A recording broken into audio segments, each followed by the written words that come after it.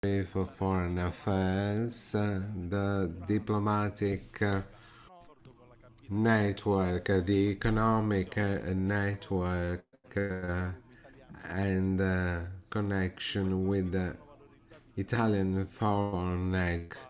There are special programs such as the Weeks of the Italian Cuisine, the inclusion of the Italian network of culture of Italy abroad, the economic network of the Minister of Economic Development with the Italian Agency for Economy Abroad, the CMEST and such as. So within these tools, we've got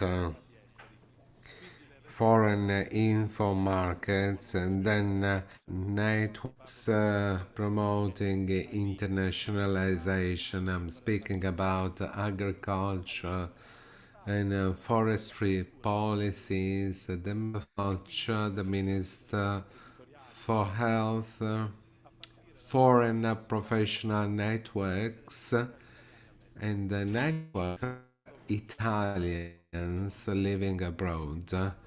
This context requires a unit system, a committee for the setting up, dissemination of the Mediterranean lifestyle. The park is extending and is going to contribute to set up the steering committee Mediterranean lifestyle. Thank you.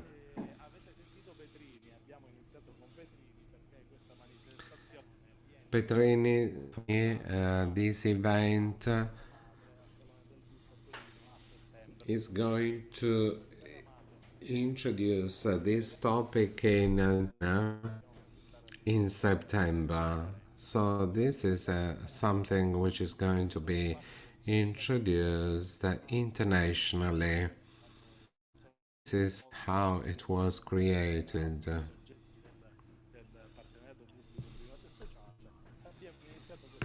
And we started with the protagonists. The protagonists are the youth. They are sitting here. Schools will be the real labs for the creation of contents, which will be in the framework of the park, and of course also producers and companies. In June, the time dedicated to enterprises, we will have journalists, opinion leaders, the big visits to the companies.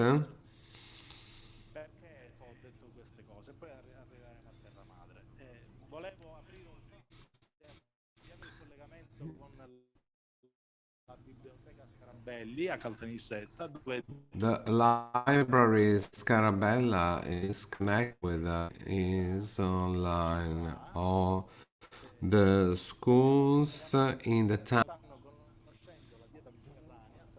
today they are finding out the ingredients of the Mediterranean diet. They're working in a workshop with teachers. They've got tasting sessions. The Scarabelli library is full of at this moment. I think we got a connection with them, and we can officially start our session. But before doing that, I just wanted to welcome them and greet them all as they're working Romanian diet. Today we're going to speak about the internationalization and economy. Mr. Vaccarino, Fnice, Antonio Bartolo. who is the person in charge for Sace in the south of Italy, Mrs. Pina Costa for Assocamere Estero, and many other participants who are going to bear witness for this itinerary. I'd like to invite young people after the afternoon session. There be something new. We've invited the puppet theater. It is in the heritage list.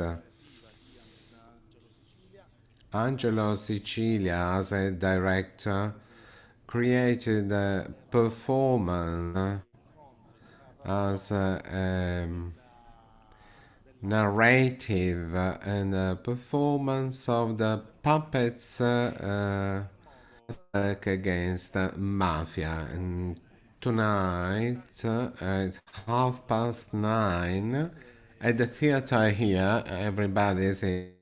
Giovanni Falcone Paolo Borsellino stories will be introduced by the performance with the puppets.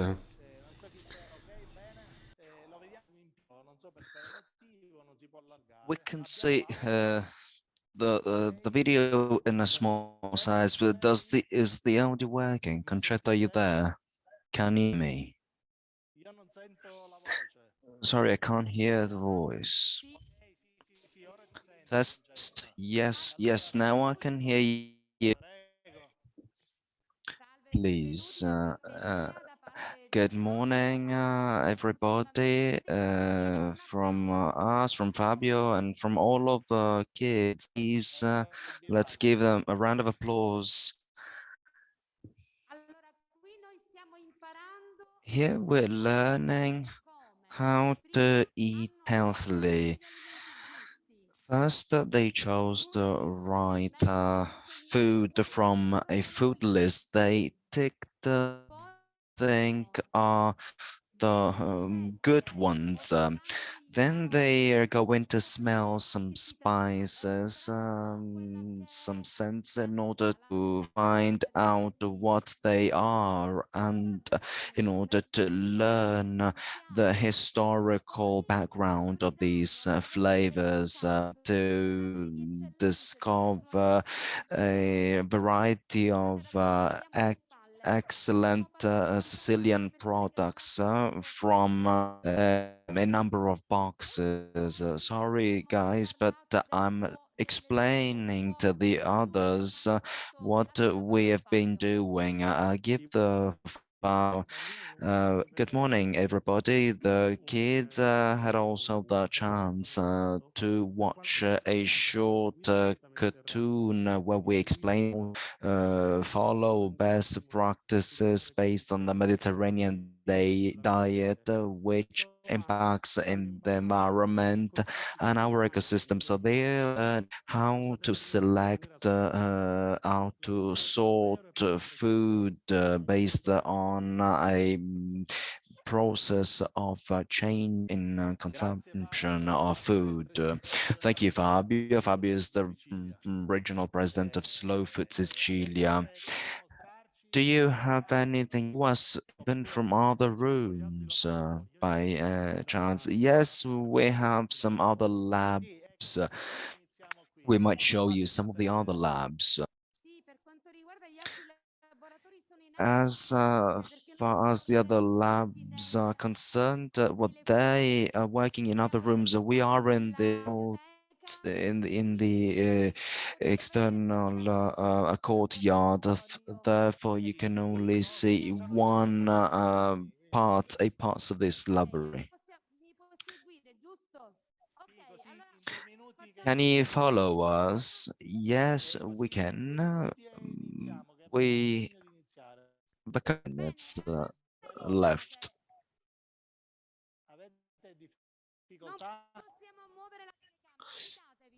I'm sorry, we cannot get the camera around, but trust us, there's a lot of kids who are working here with us today. Okay, thank you. Margherita sends you a big hug. We are sure all of the kids are having fun. We would have loved to have with you. Thank you, Fabio. Thank you, Conchetta. Thank you, everybody, for the great work and efforts you're making. Ok, bene, bene.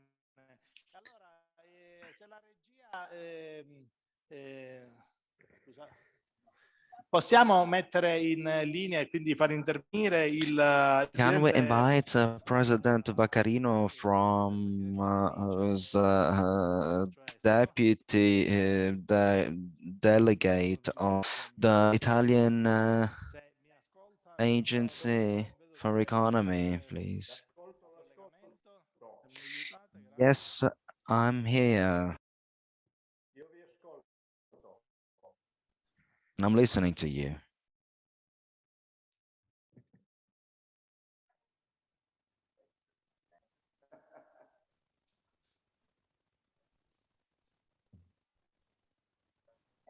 Sì, è il misto, la soluzione mista. Allora, prego. Buongiorno Presidente. Good morning, Mr. President. È la sua spazio, buongiorno. Thank you much for inviting me. I'd like to thank all of you on behalf of the Italian Agency for of the president who unfortunately didn't manage to join us. I'm very glad to have the chance to humble contribution to this event. This is one of those remarkable initiatives. We, as each representatives love to speak about it, Mediterranean wines made in Italy, which is something we try to spread worldwide. Made in is the brand worldwide. Therefore, this is about the Italian value, a great value which must be around the world. We work we're focusing on internationalization, which means how can we spread made in Italy and how can we support our enterprises internally. All of this is occurring in such a difficult time. We do hope that this tragic war will soon along with the pandemic because these events are not helping us spread the made in Italy world, unfortunately. However, data are also important. For instance, those regarding last year export, well, 2021 was been a successful year. We hit records regarding exports with the 160 billion, a raise in 7.5% compared to 2019. And even 2019 had been a successful year. So these are all successful results. However, this time is really difficult. And unfortunately, it will last for some more time. We must encourage and stimulate market growth and development. I will try to be short. we as the Italian Agency for Economy trying to, let's say, deliver to arrange 19 new services supporting the enterprises, 11 initiatives related to the digitalization, which we believe are essential, especially fairs, mm, some other interesting initiative which put together either buyers and enterprises. We involved a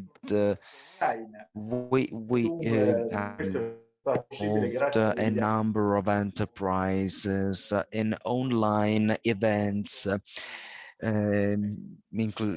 involving also Amazon, um, blockchain technology implementation, which we believe is very important to protect the made in Italy.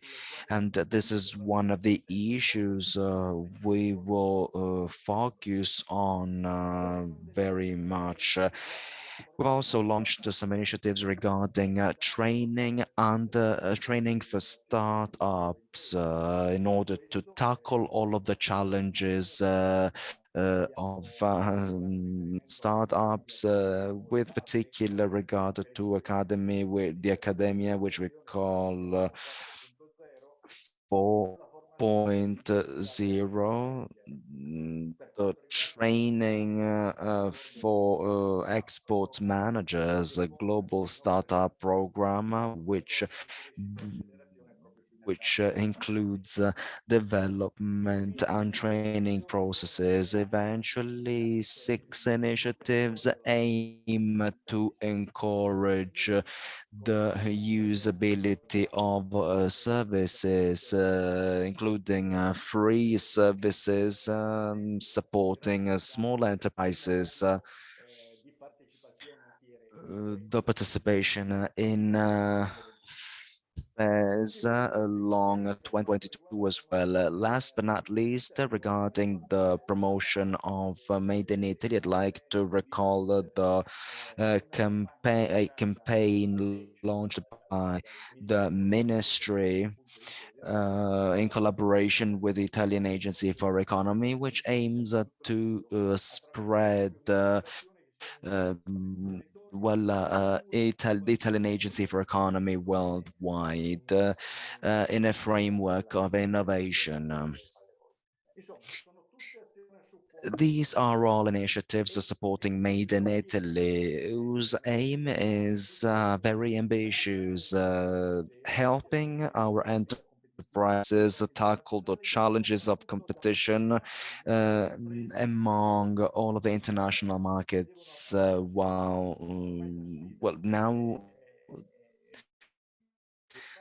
the challenge is global, and we know how difficult it is for many enterprises to approach the new markets, and you know this very well. So all of that is included and integrated in our project. Therefore, I'd like to say congratulations to all of you, all of the partners, because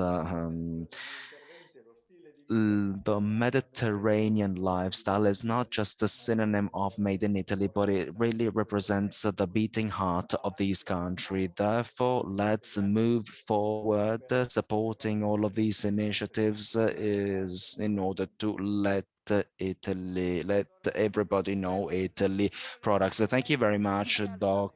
Mr. Baccarini. Millions of students will surely come here.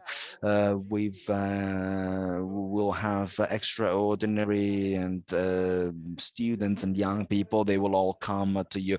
I will be extremely glad to welcome them and to host them too. Thank you very much. Thank you, President. Thank you, Mr. President. Now I'd like to give the floor to Mr. Antonio Bartolo, responsible person from Sud Mid Corporate. We cannot see you, but we can hear you. Non penso che insomma lo spettacolo sia valga tanto la pena, però Well, insomma I don't think it's really worth seeing me. However, oh, now unfortunately I'm unveiled. Thank you very much. I'd like to thank all of the participants for inviting me. I'd like to thank either those who are there in Caltanissette and those who are connected on Zoom. I'd like to thank all of the organizers for thinking of us on this special occasion regarding internationalization. I apologize for being there in person. However, I will try to be short.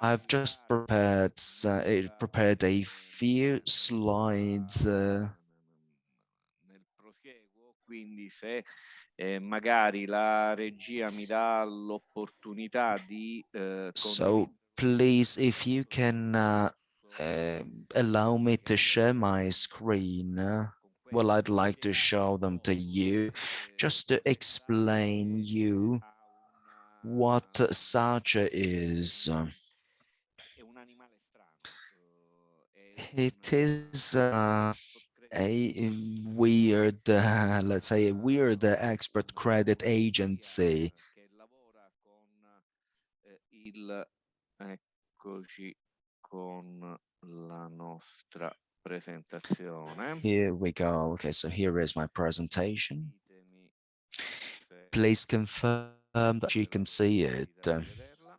Sì, sì, la vediamo. Benissimo. Yes, we can see it. Thank you.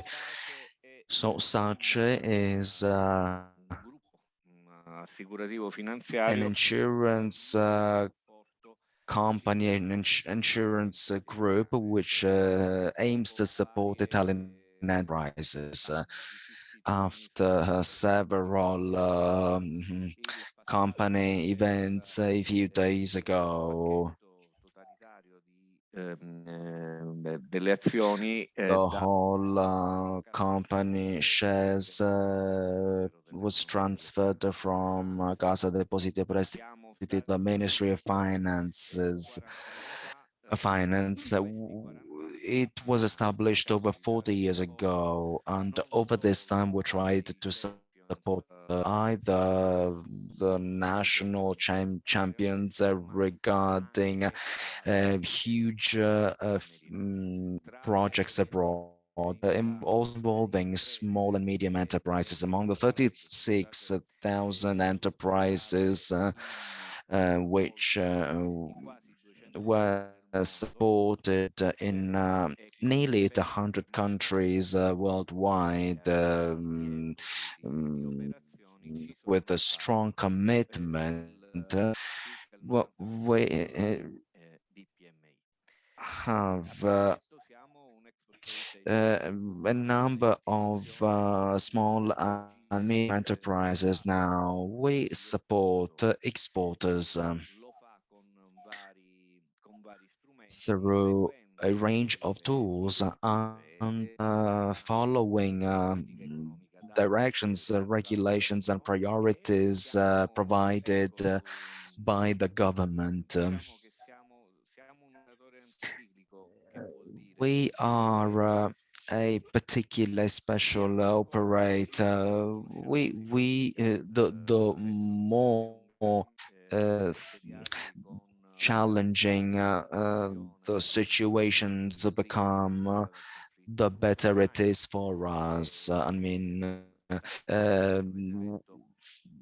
over these days of war, what regarding the war, what you might have heard about some emergency situations caused by COVID in 2020, and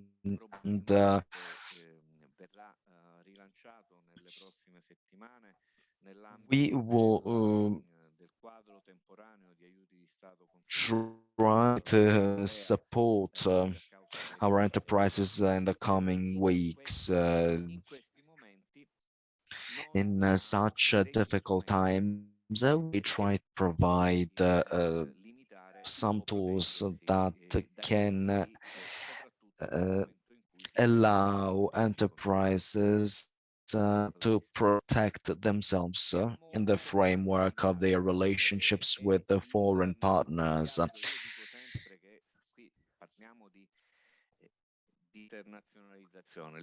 When it comes to internationalization for an enterprise, well, this is a very long journey which cannot be carried out with mm, one's own tools and strengths. First, we must study our product and the target market.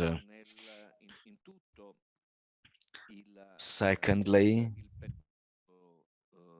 avvicinamento e di negoziazione con le controparti, di prendere anche we should try to take some preventive measures along with a financial support, and we are here for this reason. We have a variety of digitalized products as well as partners working with us. We are able to support enterprises to introduce them to the markets. We try to support our enterprises also regarding risks related to direct for foreign investments. magari l'avventura dell'impresa all'estero non sia andata come si sperava e ci siano delle posizioni In case of da recuperare. issues, financial issues and difficulties, we are there to support our enterprises. We are let's say, a reliable friend for our companies. We have a branch office in Palermo, which follows and supports Italian clients. I'm responsible for clients from Campania and Apulia, but as saying, we have branches either in Bari, in Palermo, and some of our colleagues deal with more relevant issues regarding smaller and medium enterprises. So this is what we do, and just like each, we have specialized pathways. We have a constant relationship with institutions and universities. We have some special tool. We have a risk map which is updated yearly on a yearly basis, and which is the result of our study office's work. Another thing that we do is that we try to launch new projects involving what all well we try to put our buyers in contact with our enterprises directly. By the way, we I'd like to mention, because we've talked about sustainability, I'd like to mention another field we have been involved in to provide our support in such an emergency situation. riferimento all'emissione di garanzie green. Especially in terms of the fact of providing green insurances. Ha identificato SACE come attuatore del Green New Deal. Quindi quello che stiamo facendo in questi mesi è quello di dare supporto Over the a past months, we've been providing investments in Italy, which are based on 4 eligibility criteria. We try to support ecological transition. We basically have one single product, which is important for us, which is insurance, which finances investments which are aimed to aimed to one of these 4 let's say criteria, eligibility criteria: protection of biodiversity, protection from pollution, reduction of pollution. Last but not least, I spoke about our presence in our territory. These are the data regarding exports in 2021 in Sicily, which is polarized on a range of products. For instance, in the province of Syracuse, we will need to provide a huge support due to the Ukrainian-Russian crisis.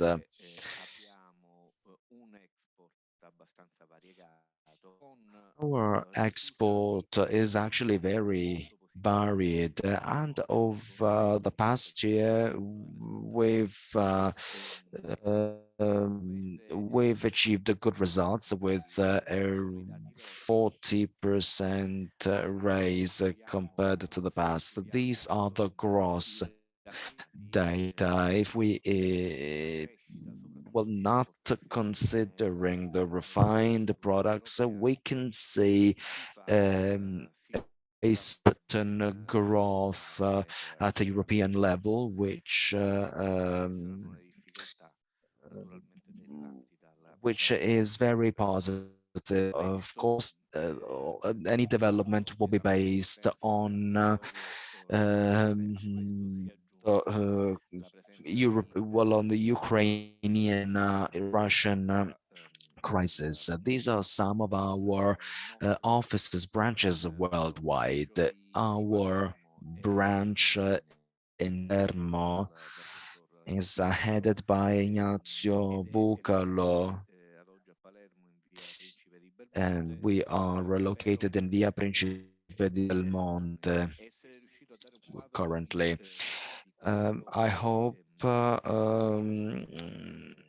that I have been able to provide you an overview of what such is and what its goals are.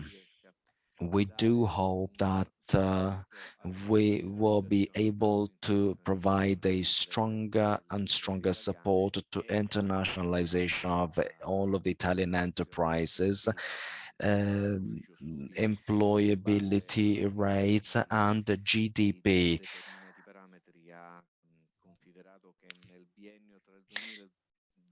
Considering that in 2020-2021, such as support resulted in a positive support in our country, with over 200 billion euros on the production value and several well, and employability rates, which actually raised a lot. So we do hope to be able to tackle all of the difficult times ahead. Thank you very much, and congratulations on your presentation. This is a sort of integrated thought. Thank you very much, Antonio. Thank you. Sì, bene, bene. Ora do la parola I'd al like to give the floor presidente to Pasquale the Salzano. Mr. President, Mr. Pasquale Salzano.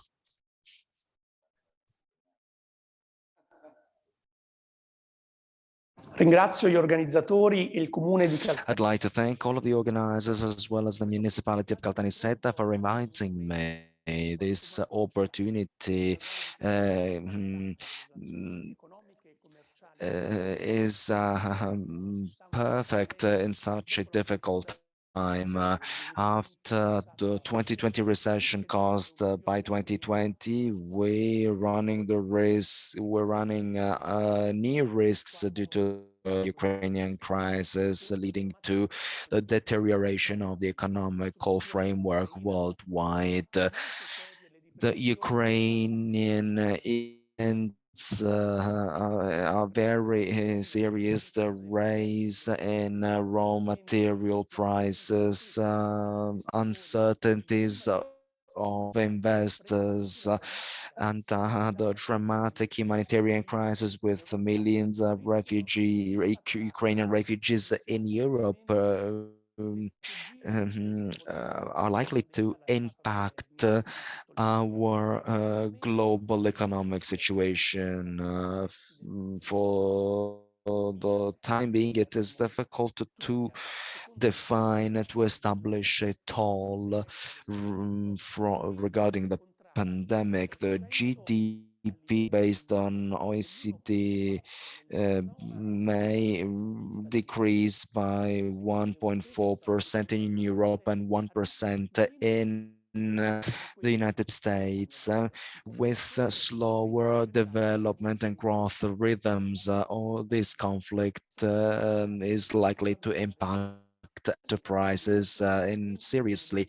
Therefore, we need to revise business models so that they can adapt to a new globalization, also in terms of safety and distribution, in order to avoid shocks like the ones we've seen over the past months. So we should rethink the production systems, including the diversification of suppliers and the production cycle of things. Well, geographic and geopolitical events, thanks to these new models may have a less strong impact on our enterprises. We should even before the war, these new initiatives had been launched.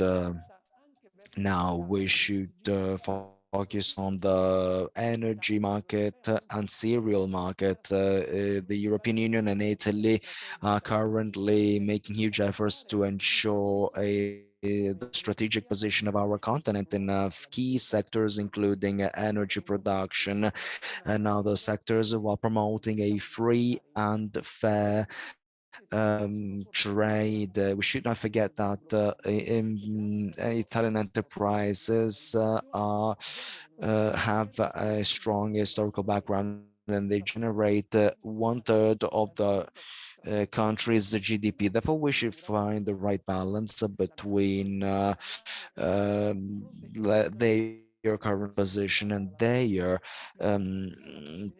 potential abroad. They've managed to survive and to raise exports and hitting a global record of over 600 billion euros. Now we should aim to internationalization and competitiveness. We should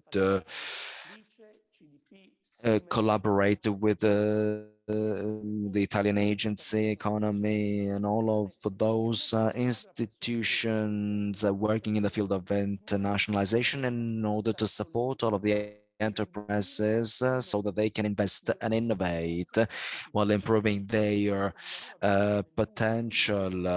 This is a work project launched in 2020 with a pact. Siemens played a key role between 2020 and 2021. Over 16,000 operations were implemented, were carried out. This is to underline how our tools managed to support our enterprises. And this tool has become pivotal in this framework. We provided 1.5 billion euros and in collaboration with the ministry, with the Italian agency for economy, aiming to internationalization. This has been a great support. Next Generation EU from the European Union was another tool which supported our enterprises and which provided our country to develop, especially, it was good, especially for small, medium enterprises. This small and medium enterprises are receiving several supports for internationalization, and they are rebuilding their business models to tackle global green transition challenges. Siemens has been one of the first institutions to provide a new financing tools. We provided several billion euros to support digitalization. We've also included dedicated resources, especially for southern enterprises whose export accounts for 12% of the national export. Thanks to this great commitment, we've we supported about 5,500 enterprises, many of which are located in the southern area, including Sicily. They invested 130 million euros on sustainability and digitalization. Siemens provided some funds a few months ago, but we still have some other funds, and business may seize the opportunity. We do not only provide financial support, but we also launch new initiatives and projects. However, the business management is still up to the entrepreneurs.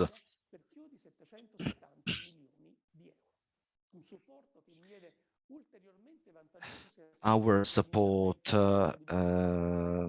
goes along with venture capitals managed by the Ministry for Foreign Affairs at favorable and special conditions in order to encourage Made in Italy. We giving the opportunity to invest on innovative small and medium enterprises and startups for internationalization. Siemens commits in supporting our exports, providing contributions, funds for exports, providing international buyers with financial supports, so to encourage them. Unfortunately, the Ukrainian-Russian war is worsening the situation. However, we've thought of another tool which aims to provide some extra funds, especially to those enterprises who manage to raise their investments by 20%, especially in their trades with Russia and Ukraine.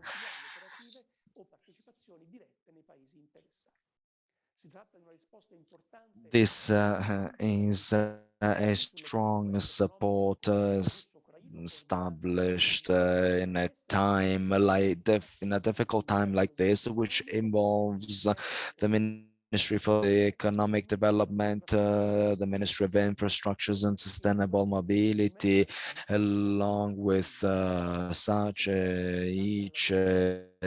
And I'm sure that thanks to our teamwork started a few years ago involving Siemens and other partners, Italy will manage to tackle this new crisis thanks to the common commitment based on product quality, sustainability, or exports and internalization will become crucial for our southern regions, and it will contribute to spread a new image of our made in Italy enterprises. Thank you very much. Enjoy the proceedings.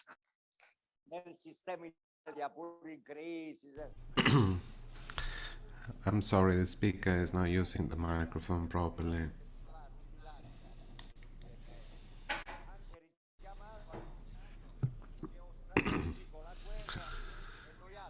We were speaking about the geostrategic scenario,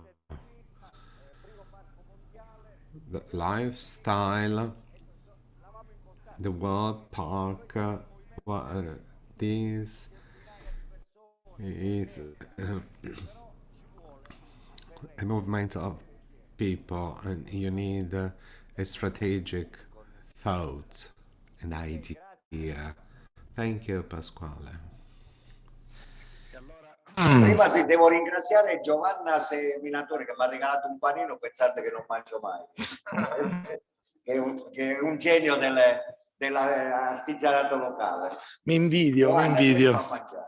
Bene, bene, grazie. E allora ora passo la parola al dottor Lorenzo Zurino, presidente del Forum Italiano dell'Export. Preferisce parlare da lì, da qui? Come... Sì, non ci sono problemi.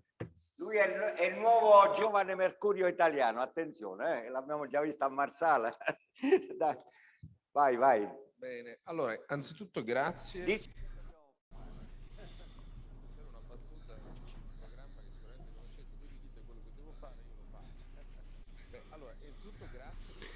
First of all, thank you very much for inviting me.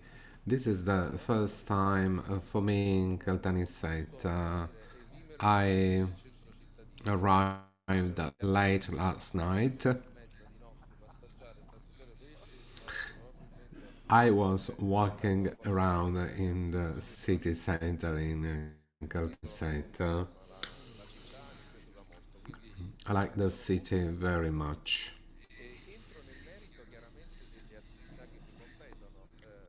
I'm going to speak in my role as president of the Export. We are the first think tank in Italy dealing with foreign trade.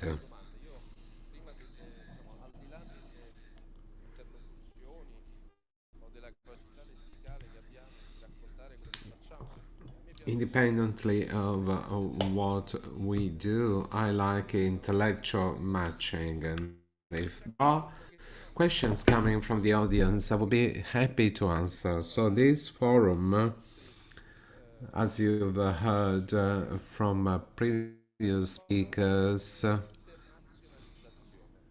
you heard the word internationalization. I've been fighting with this word personally. Well, and I'd like to exchange opinions with you. Can anyone from the audience analyze the word internationalization?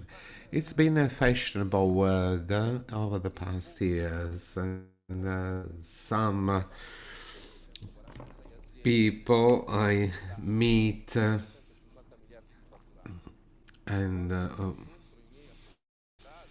when I meet my members, the board of director, and speak about internationalization, I usually say a joke. I tell a joke. Massimo Troisi used to tell. He didn't want to call the son Massimiliano because Massimiliano is a very long word.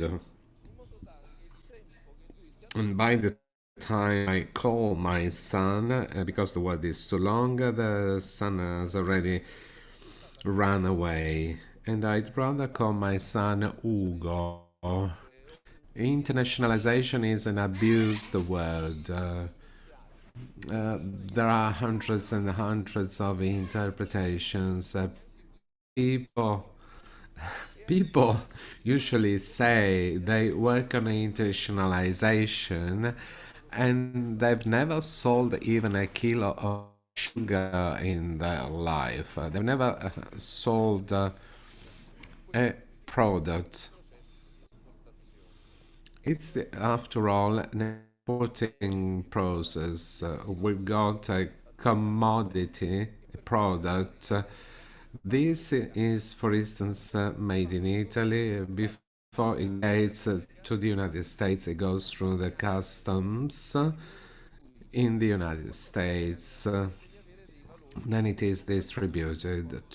To undergo the customs process, the product must comply with specific requirements. In this case, we're speaking about leather, which has to be processed in a specific way. The magic word is competence, and because Italy is a country that should work on competence extensively, I think a claim should be launched, which is the support for competence and trade with foreign countries.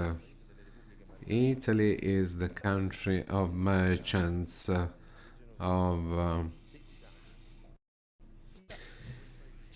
Italy is the country where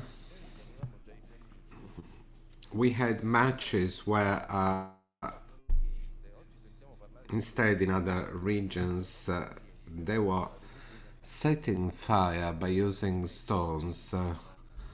Then the Republic of Venice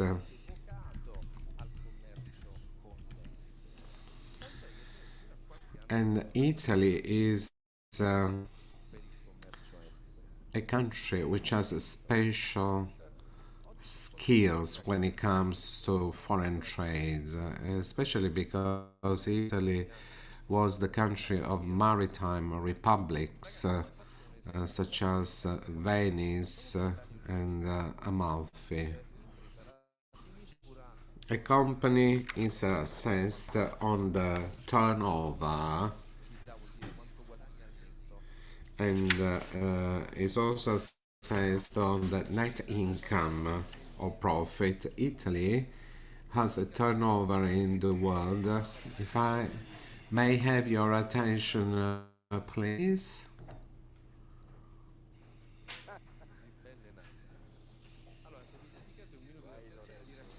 If I may have your attention, please. Italy has a turnover with the world of 1,500 billion euros. This is the national gross product. 516 billion euros is the trade with foreign countries.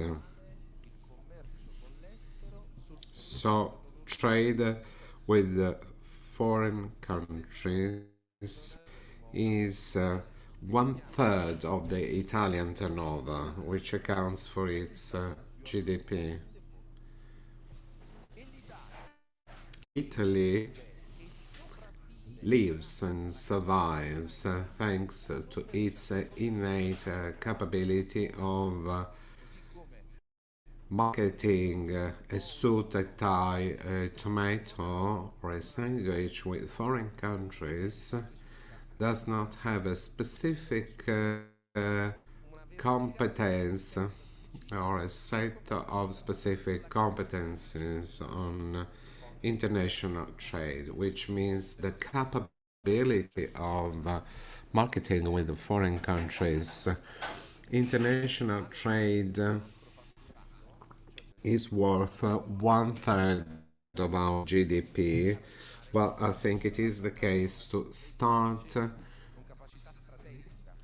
acting with a strategy, with a vision. Export activities and exporting at large does not mean just the fact that you sell a jar of dried tomatoes from Italy to the United States.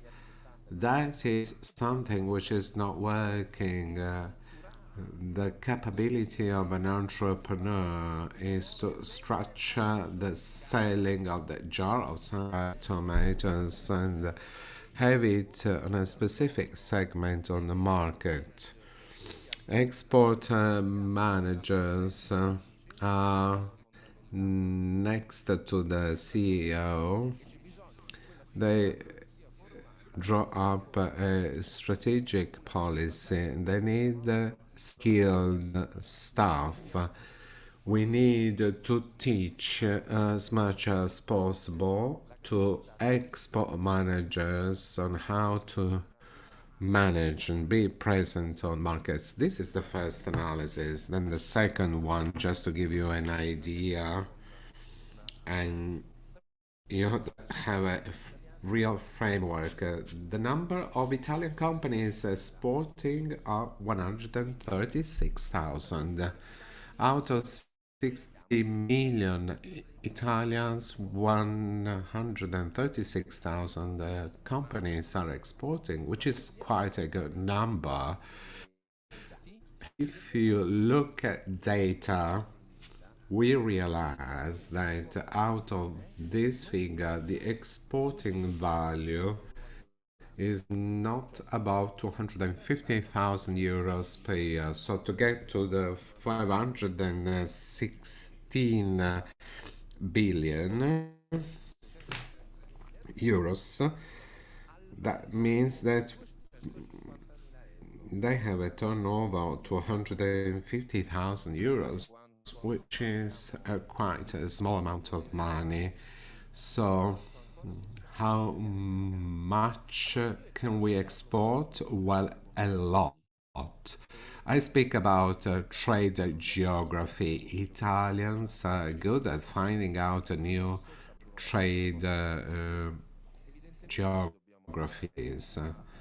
We need to detect new profitable areas, Malaysia, Mongolia, all the countries which are economically exploding. We need to increase the exporting capability. We need to work on markets where we are already working and try and be there with a stronger presence. How can you do that? With more competence, with more skills. That competence is with training, with education. So the young people who are listening to me, who like traveling, who need to challenge themselves daily. So the export manager can be the future job, and most of the time, so the turnover generated by export managers is higher than the turnover generated by the company. So the turnover through export managers is higher than what the company sells in Italy, and telling the youth to apply to become export managers means focusing on a new dimension. You need to retrain yourself. And then I'd like to conclude with two final remarks. And then if you have questions, I will be happy with that. I'm scared of those who say they can do anything, everything. Those who are or think they have knowledge on everything scare me. My family has been dealing with export for 400 years. I deal with customs daily. I know my job, and but I would never say I'm good at managing all the markets in the world. An export manager who knows all the markets all over the world is something which does not exist. So we go back to training and education. We need to be down to earth. We need an export manager who will be ready to work in the United States or the Brazil, Russia, India, China countries, the BRIC countries. There be other export managers who are expert in other areas. Each area has a specific features, and having an export manager who knows all the markets in the world is nearly impossible. In these days, you've heard about the huge crisis with Russia and Ukraine. Some days ago, speaking about figures and these issues, Italy has a turnover of 516 billion euros. 11 billion euros was the value of products sold in Russia. In Ukraine, we were selling for 3.5. The total we are losing, and of course this is a painful thing for everybody. I had a fantastic customer in Ukraine. I lost this customer.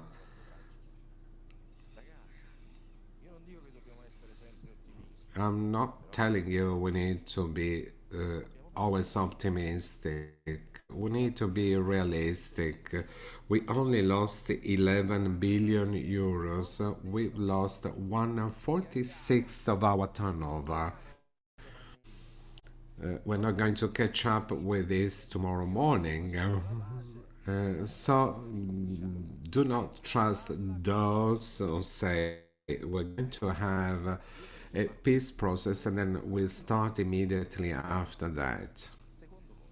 In your opinion, a Ukrainian entrepreneur, what would they do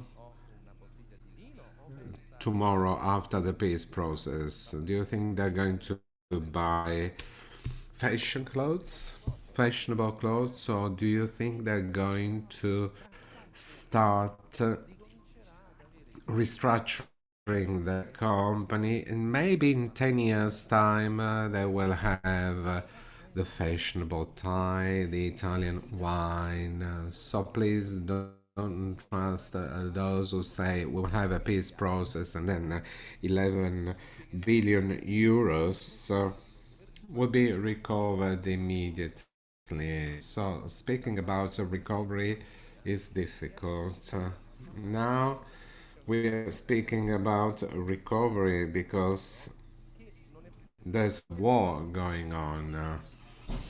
I mean, from the Italian turnover, we know we've been facing hurting situations.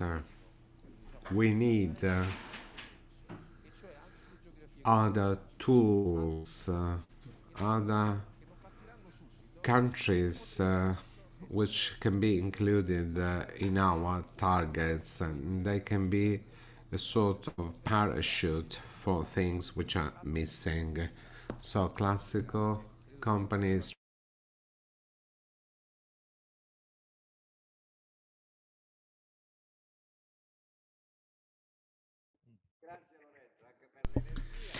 Thank you very much, Lorenzo.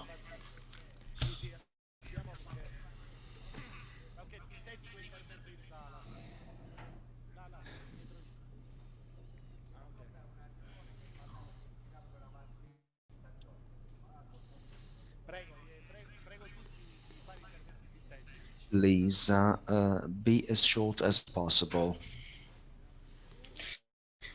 Good morning, and thank you very much for your presentation.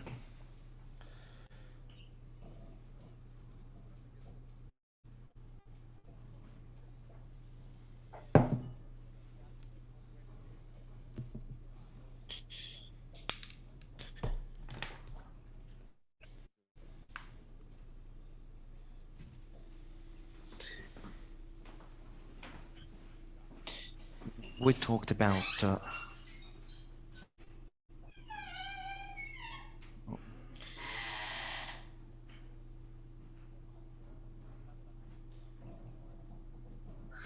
I was wondering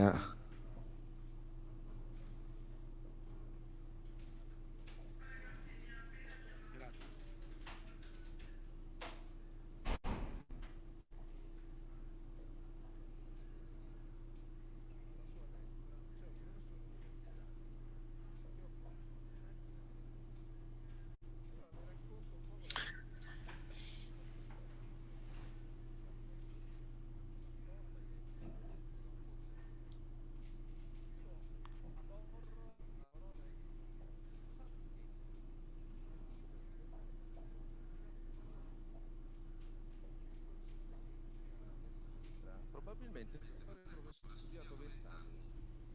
Prima di essere chiamato professore ha fatto l'assistente alla cattedra.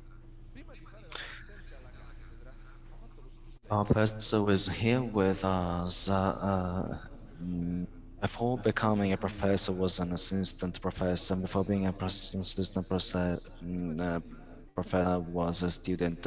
I myself, before becoming an entrepreneur, Consumato le sue delle I per le stradine di Manhattan. made huge efforts. I was working in Manhattan with a bag. I was 21 years old. I was working as a waiter, even though my family was a wealthy family. I simply didn't want to be considered the son of such a wealthy family. I wanted to create something. I also worked as a street um, merchant. Before buying a tie of a certain brand, didn't even have a scarf. This means that in order to become manager, we must be managers with skills and know-how which allow them to be considered as such.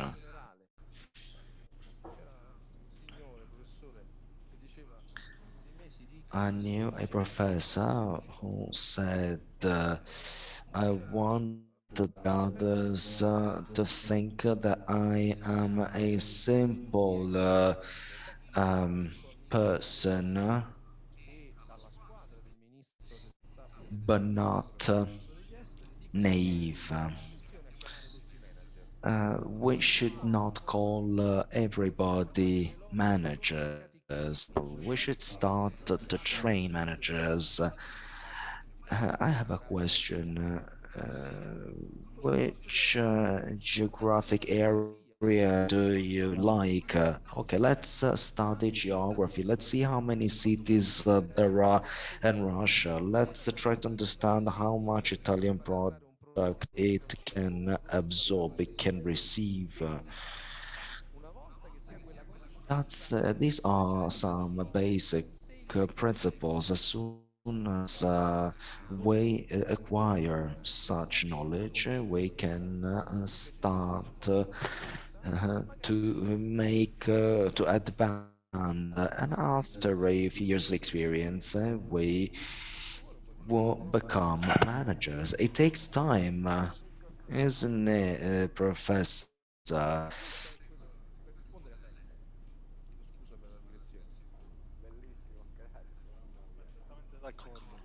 I totally agree with you.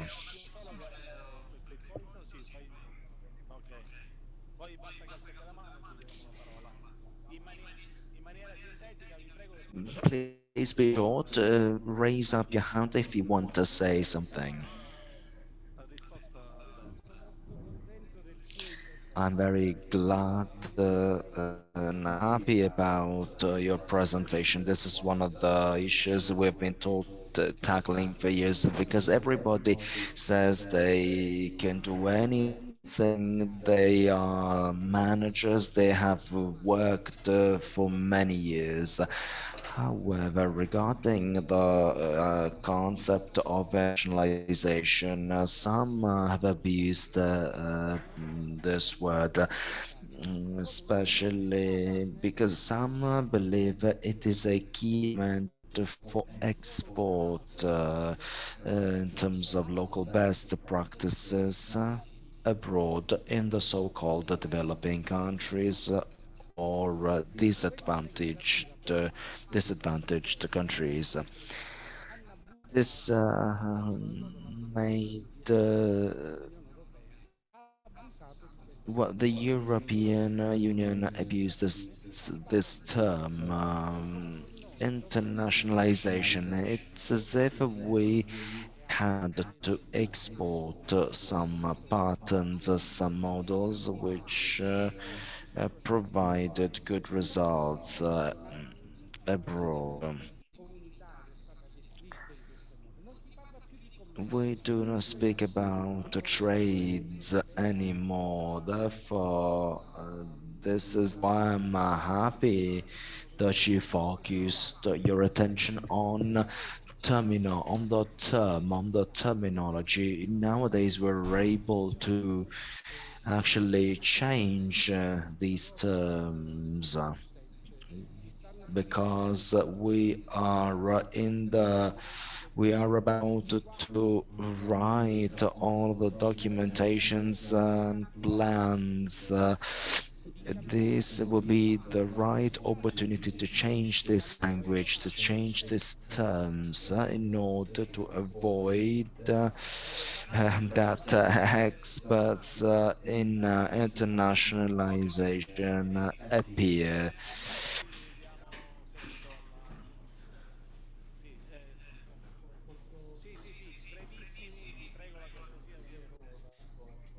Yes, please be as short as you can.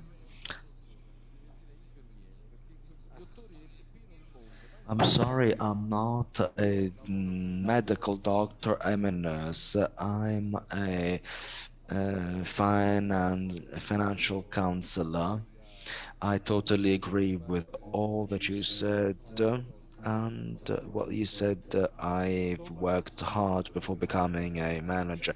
I totally agree because I'm every day I meet so many managers, leaders of very big enterprises. However, sometimes I notice that there are some, well, that some of them are open-minded and they aim to internationalization or foreign trade,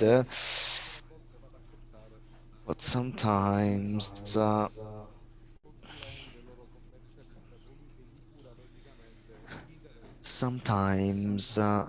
they are supported by a financial counselor.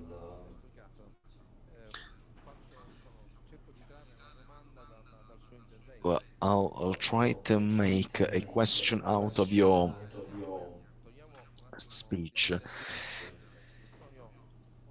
We have a range of enterprises, one of which focuses on international trades. Those who work on behalf of my company should wonder, what do I do? Well, I was raised in a very strict family, and I am strict.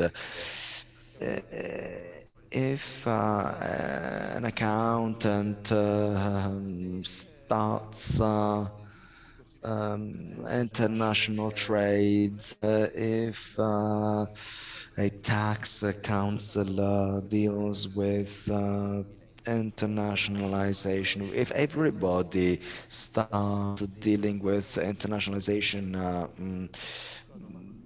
what this would mean that anybody can do that. My question is, have you ever sold 1 kilo sugar? If you cannot answer my question, you're not into international, you're not keen into international. Therefore, I would avoid assigning you any task related to internationalizing. Is there any young person who wants to put a question? Well, I am a father. Well, yes, I have a little girl. Yes, I have lost a match because my two sons are both abroad. One of them lives in Austria as an export manager. The problem is that every time my son tries to work with an Italian business,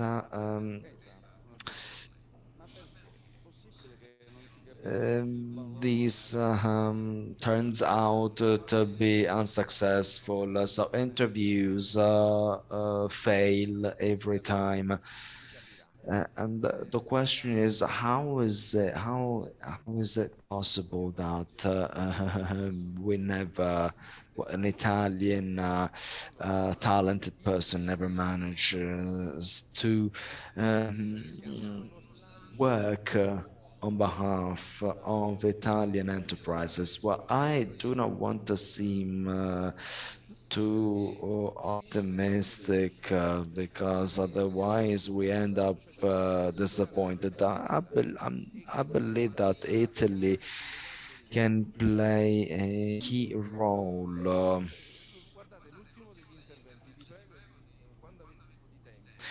Please, if you can type on Google my full name and say and check out what I say. Sometimes I may say something good. Some other times I may sound a bit boring, especially when it comes to figures and data. However, I believe that Italy is currently playing an important match, which is a good match where next with export managers can play a key role. Is your son in Austria or in Australia? He is in Austria and he deals with foreign trade, and Italy is probably underpaid on the one hand. On the other hand, well, one of the features of export managers is that they are never, they never work in their offices. But of course, if okay, let's say that we are in Sicily, you make a special tomato sauce, and I want to sell this tomato all over the world. My export manager will never come to my office. He will always be holding a suitcase and will travel around the world. Believe me, if each country,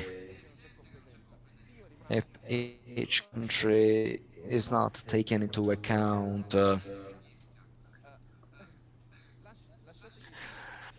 let me say that Italy has 60 million inhabitants. An important business takes years to become important. Motta, for instance, to become Motta, it took 100 years. Maybe it's the wrong example, but anyway, even Barilla, like, it took many years to become Barilla. Sometimes I hear some entrepreneurs who think they may move to the United States and in 3 months they can just change their situation. This is a problem related to the internet.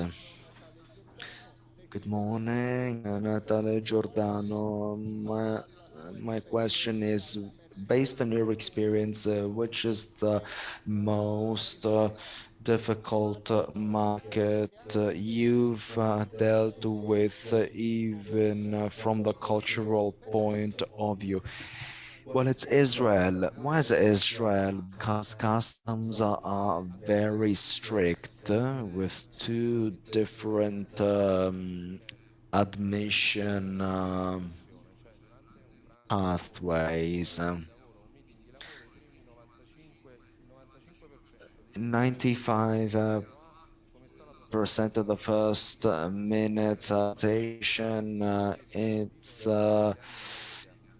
it's difficult. I've been living in the United States for 70 years, and I'm used to not to waste my time. In Israel, instead, there is a range of boundaries. One of them is kosher. In some other countries, there is halal certification allowing us to sell. In there is a kosher. My mom is Hebrew, is is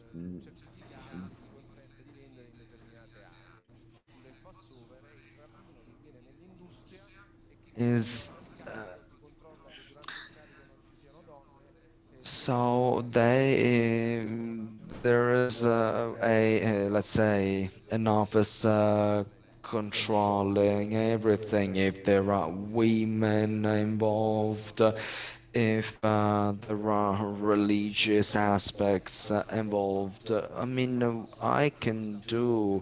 we can do all of that. I sell products to some similar businesses. My mom was Jewish, taught me a few things. However, it is very complicated because when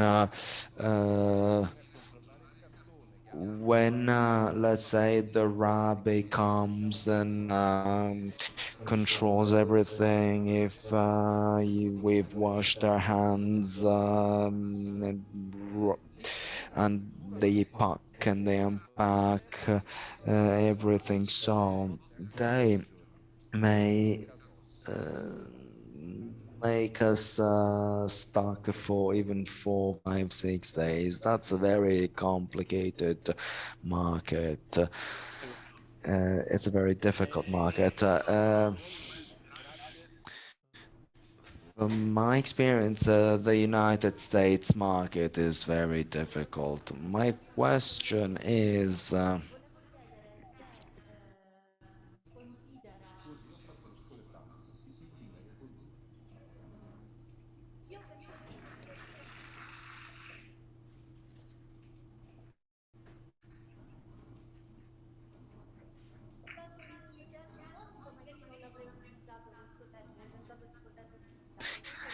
so my question is a bit weird.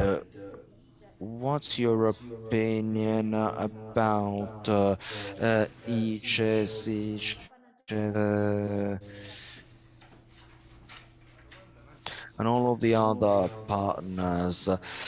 Well, the answer to the spontaneous question is I don't know.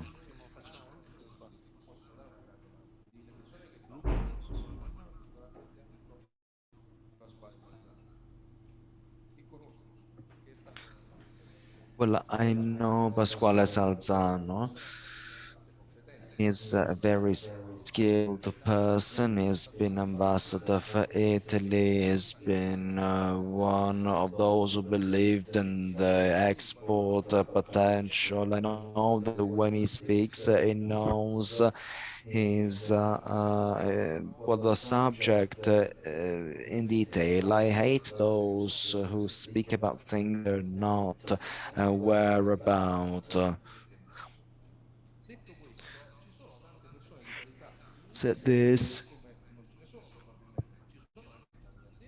In Nietzsche, there are several skilled people, but probably there may be some other ones who are not very skilled in another particular field, such as Emmet can provide a strong contribution to Italian enterprises. We can all improve ourselves. Good morning, I'm a housewife. Mine is a very simple question. Is the opportunity since you're here? Every time I go to the supermarket, I see several European cars. Every time I try to to buy something Italian, I see only foreign products. I noticed that this product comes from Spain, this other one comes from another country, and I struggle to find our products. So I believe it seems like we exported a lot, but we have very few ones in our country. How is that possible? So, well, my answer is no. It is not true.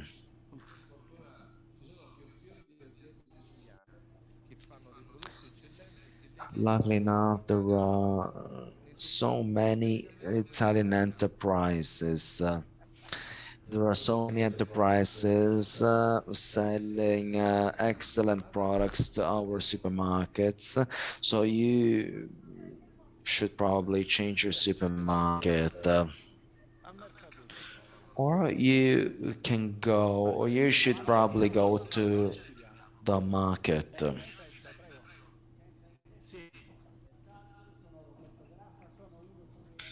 Roberta Garafa, I'm one of those 20. I'm one of those guys in his 20s.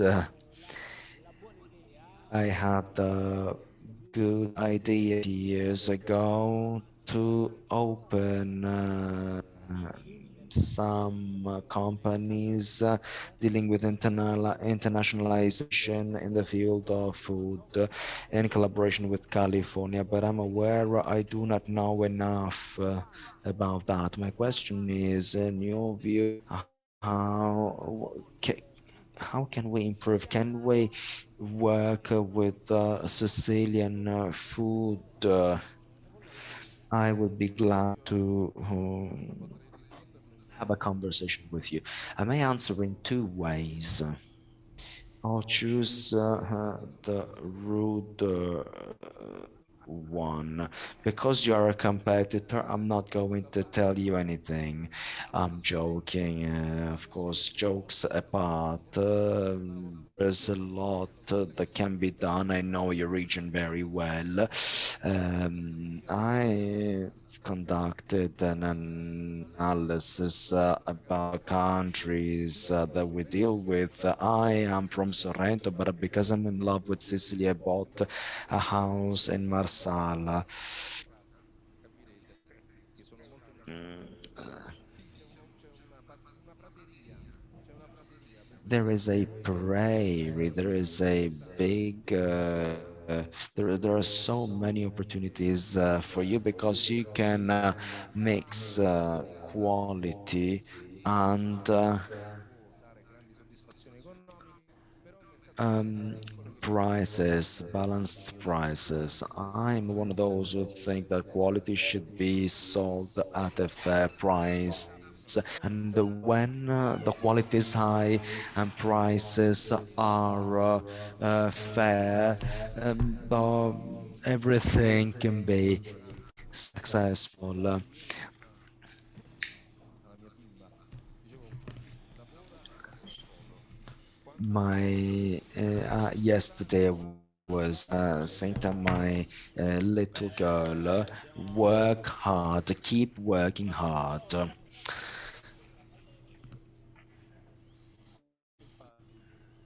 E infatti, e concordo sull'ultima cosa perché la dieta mediterranea è nato come cibo di popolo. Mediterranean diet was once food for the poor, whereas nowadays it is food for the wealthiest. We should not create unbalances because therefore we underlined this important issue with last time. Lei la parola prima del professore Zurino. And Daremo now la I'd like to give parola the floor. alla dottoressa Pina Costa, direttore I'd like, regionale del Ministero uh, dell'Estero, che dovrebbe essere collegata. Sì, ci sono, buongiorno, mi sente? Mrs. Allora, Pina Costa, Presidente, please. Okay, first of all, congratulations. This day is becoming more and more interesting. molto interessante, dal progetto alla I find that manifestazione, everything is quindi really interesting, including the guests, their presentations, Mr. Zurino's speech has been extremely interesting and inspiring. Meglio di Maradona. meglio di Better than Maradona. Maradona, maybe, definitely. Mi fa piacere intervenire dopo il dottor Zurino proprio perché diciamo, la nostra Camera Estero è l'associazione delle Camere di Commercio italiane all'estero. Cosa sono le Camere di Commercio italiane all'estero? What are chambers of commerce abroad? These are private associations established abroad by all of the Italian entrepreneurs who Nei paesi moved esteri in sono nati foreign countries or who e were born there along with their business. And this is something which Italy managed to be able to achieve since uh, l'ultima 1800. The Chamber of Commerce of Buenos was founded in 18. 75. The last one was funded in 2020. These associations were established thanks to business communities abroad who managed to connect with the local entrepreneurs. Poi intervenire, mi ha fatto piacere intervenire dopo Zurino, che è un esempio, come dire, illuminante di che fare italiano The Italian know-how can provide us with great opportunities, especially regarding foreign markets. One of the um, noi non abbiamo una we comunità do not have a community which moves to other countries like it usually happens to branches of governmental institutions. These are people living in that country and who know how business works in that country. anche di riallacciarsi perché le camere di commercio italiane all'estero innanzitutto Chambers of commerce abroad trying to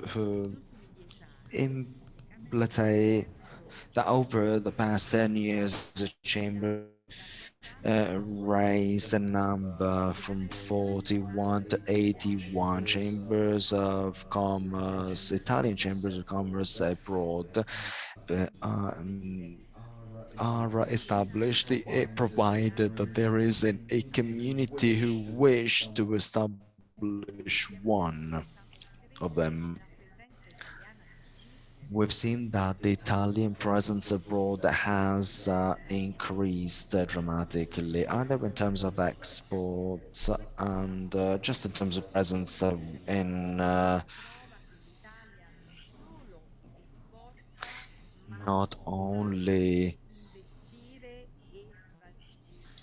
what Italy tries to do as much as it can, 81 chambers in 58 countries all over the world.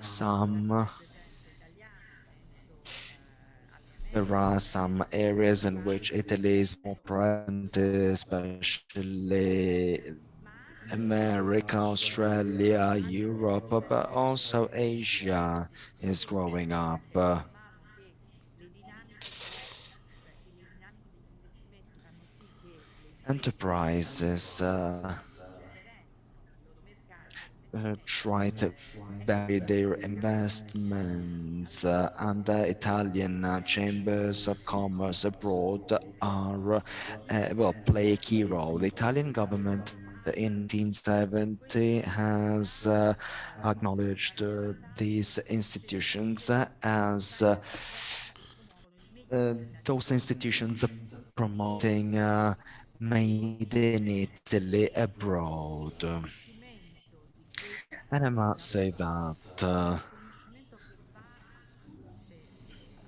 this is possible thanks to all of cercano di Italian professionals who try to promote Made in Italy worldwide on a daily basis, especially with regard to some industries. We must say that Italians are the key to the right spread and success of the Made in Italy chambers, of Italian chambers of commerce abroad si parlava di export do a lot for to support the entrepreneurs. Earlier, we were saying we were talking about how difficult it is to internationalize a business. It is nothing but pathway of growth. It is dimension of a business life. Talking about internationalization means talking about the business itself. An enterprise needs a qualified personnel. Of course, many times we've noticed how important this is, along with innovation pathways carried out by the enterprise itself based on digitalization. So we must trigger a revolution mechanism which needs to be, let's say, monitored. It should not teach a continuous development of a business while increasing the number of partners based on the territory features. I love Terra Madre project, which is a very interesting lab for us who live abroad and who promote Made in Italy either in an integrated way and regarding a single what each single industry. We try to bridge cultural gaps. Earlier, we talked about the difficulties regarding the fact of living in countries whose cultures are very difficult from ours.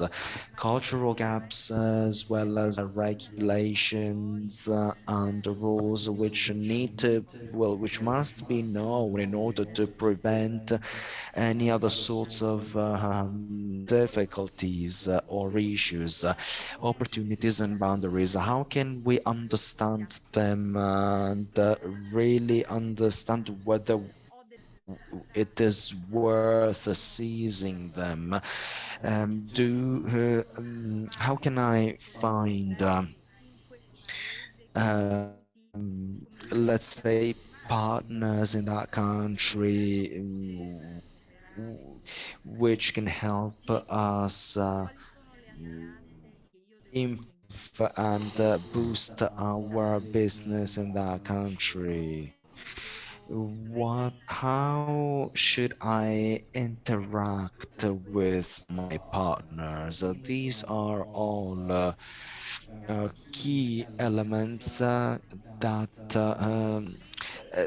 this is basically what Italian chambers of commerce do on a daily basis, either for small and medium enterprises. We support so many enterprises because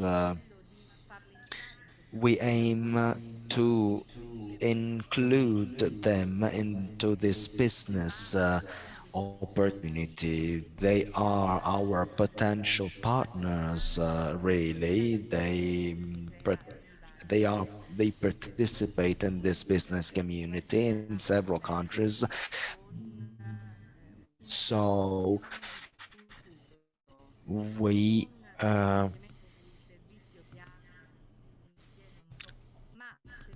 trying to involve them through a good pathway and support.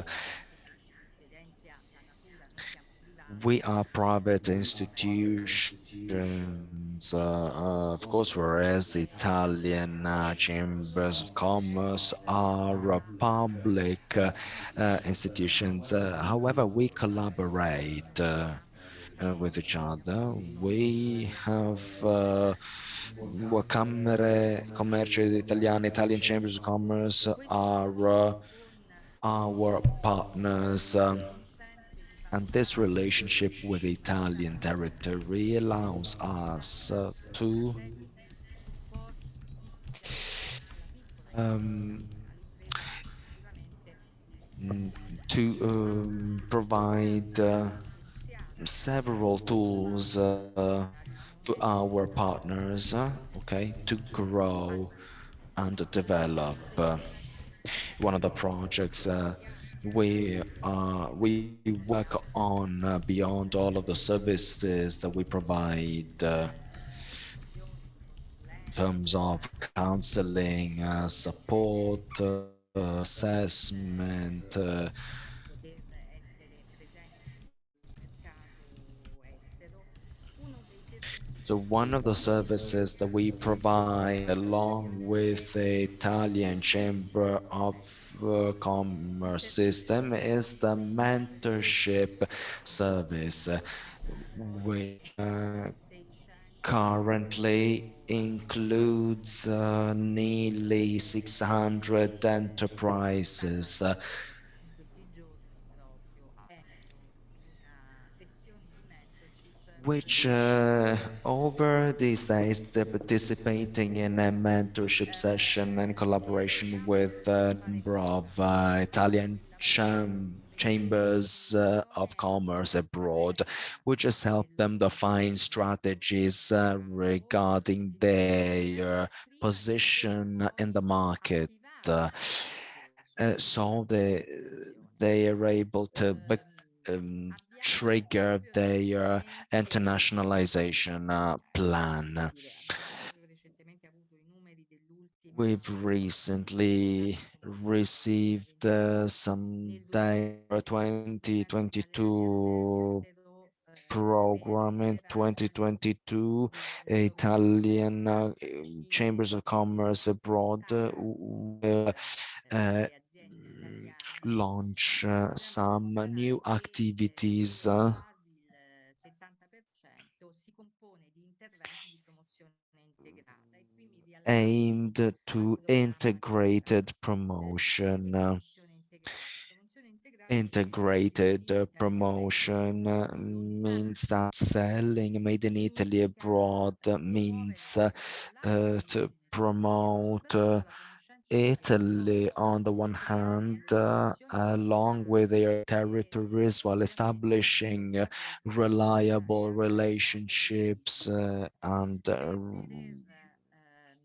realizzare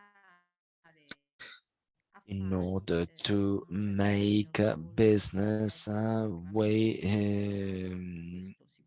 being professional is ma la not professionalità enough. deve essere abbinata a Professionalism conoscenza, a plus contesto know-how dell'azienda. plus the Nessuna Italian background, promozione integrata integrated promotion, del Made in Italy per reliability aiutare le aziende to italiane support di Italian come dire, businesses working in the most appealing sectors to posizionarsi meglio sul find their cantiere. right position on Volevo foreign concludere markets.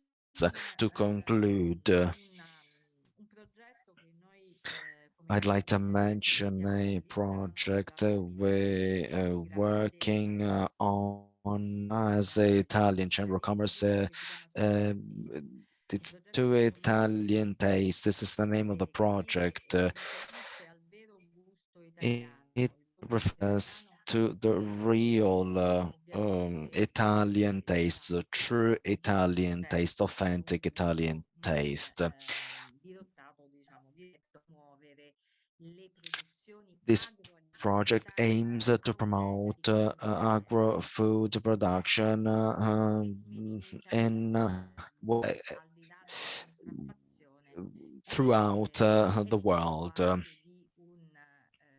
di un fenomeno di marketing molto aggressivo And da this parte di project alcuni stems from imprenditori che non è phenomenon called Italian possibile sounding, which cannot be quando si crea contraffazione ogni tackled with delle normative specifiche. counterfeiting regulations.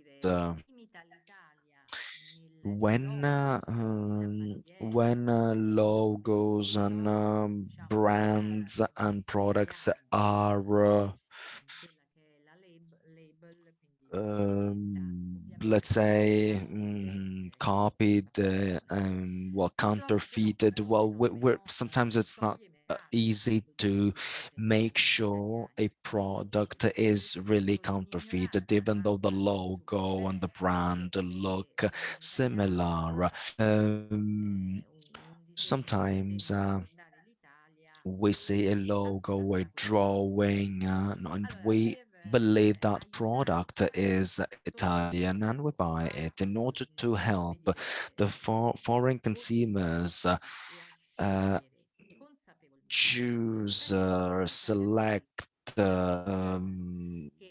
let's say, the right product. Well, this project, the True Italian Taste, help them select the right products. 41 Italian chambers of commerce abroad are involved in this project through a range of initiatives regarding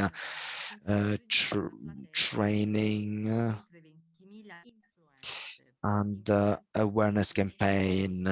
We've collaborated with several influencers, including food journalists, bloggers, but also distributors,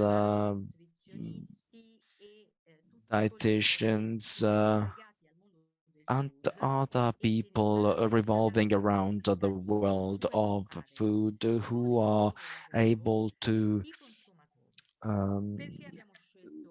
let's say, who have an impact on consumers. We've chosen this group of people because Italian food is very much appreciated abroad. However, sometimes we do not use the right tools to spread our food. Therefore, we've launched several awareness campaigns and activities aimed to teach consumers how to choose authentic Italian products, especially excellent products.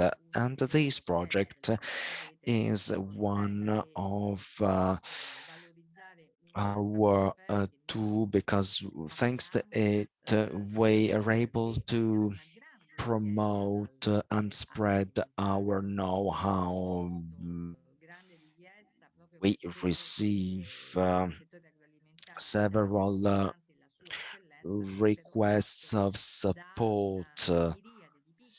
There are so many medium and small enterprises trying to reach foreign countries, which need to be supported, to be promoted, to be trained so that they will be appreciated abroad. Thank you very much for your attention. I remain at your disposal for any questions and follow-ups, and I wish you all the best. Thank you once again. Grazie, dottoressa. Vedete, grandi ragazze dell'Italia, Pina è il motore laborioso e rigoroso di Aspettando Terra. L'abbiamo visto perché telefonate, dossier, Thank you very much. You are very active and efficient. Thank you, dear Pina. Adesso interviene il professor Luigi Petrillo, che è Now the floor goes to Luigi Petrillo from the philosophical and legal approach. Is quite active. Of course, after seminars, we need to deliver, and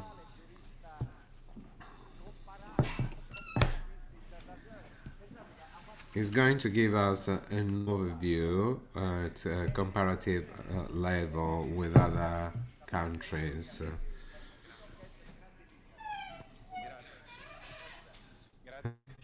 Thank you for giving me the floor.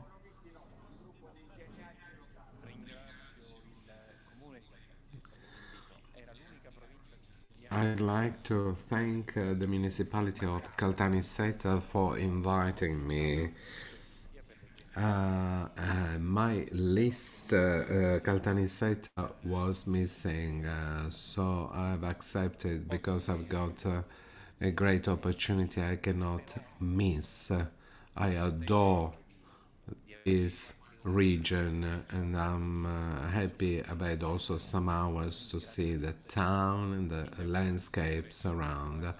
I'd like to thank the mayor and the councillor for inviting me.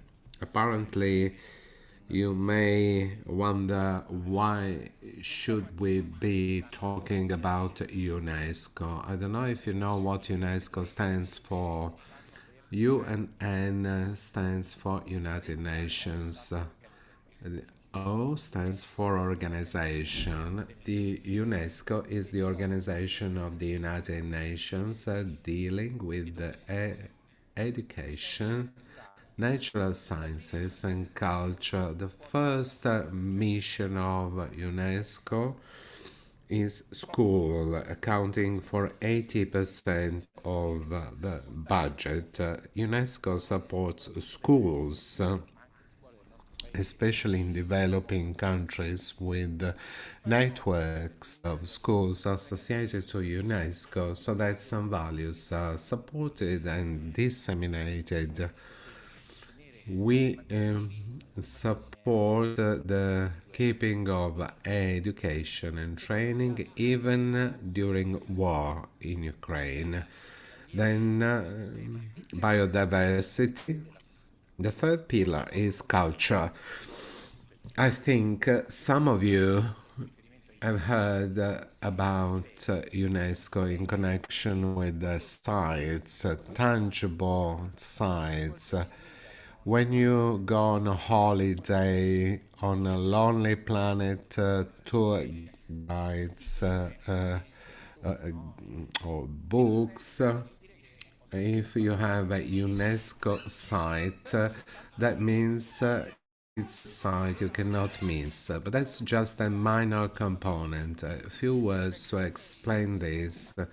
I mean, how UNESCO can provide a fantastic support to promote our traditions in the world. In 2003, UNESCO had a convention for the safeguard of immaterial cultural heritage.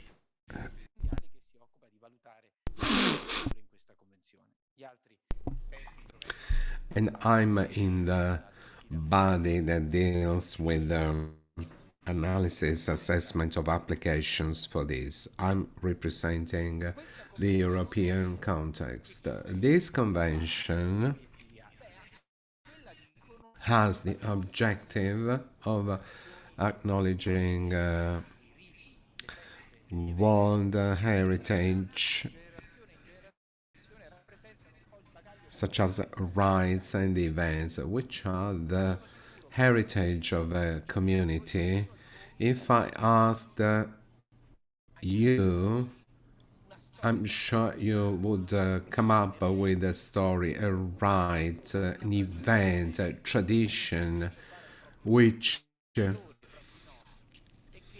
has been appreciated as they were performed by parents or grandparents. These traditions can be acknowledged and included as World Heritage. In 2003, UNESCO acknowledged and included the Mediterranean diet as World Heritage. This is important because before, all traditions connected to food could become a cultural thing. There was a divide between culture and food because our way of eating could not be included then in a cultural dimension. In 2008, we started writing the application for the Mediterranean diet. The leader was Spain, then Italy, Greece, and Morocco. Then in 2010, this application was failed. Then it was reformulated, and in September 2010, UNESCO included the Mediterranean diet as World Heritage.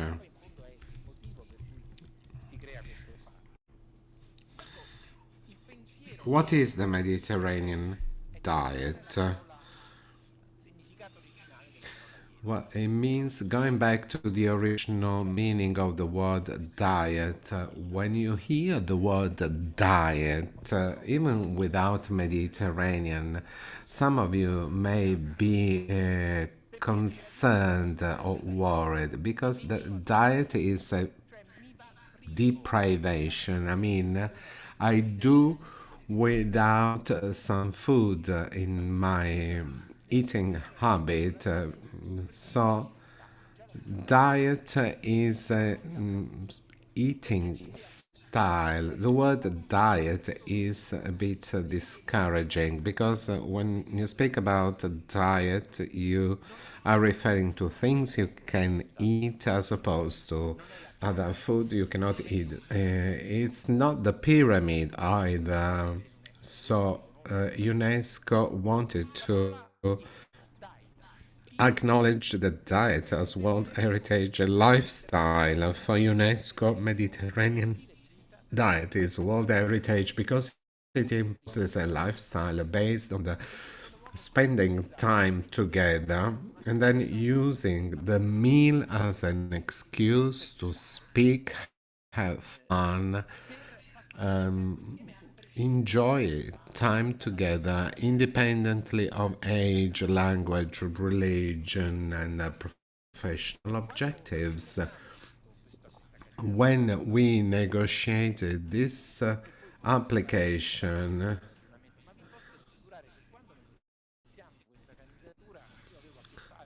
I was dealing with people from Norway, from China, from Russia. They couldn't understand this case, so they were asking us, how much time do you spend around the table? So you sit at the table even if you're not hungry. It may happen so many times we sit around the table even if we do not want to eat. The Russian ambassador told me, why don't you open a fridge, get your food and eat? But this is not compliant at all with our philosophy. UNESCO acknowledges this Mediterranean lifestyle as World Heritage, and it's based on the living together, spending time together, and seeing the moment of a meal not as a moment to just eat, but also have a conversation, have a debate, have a discussion, and then also as an opportunity to be compliant and respectful of the environment, the rhythm of seasons, the short supply chains. An anthropologist says it's not the Mediterranean diet if you just compare the pyramid and sitting in front of a computer or TV. I can comply with the pyramid, but that is not the Mediterranean diet if you're sitting in front of a PC or a TV. So what is this connection with what you've been saying so far?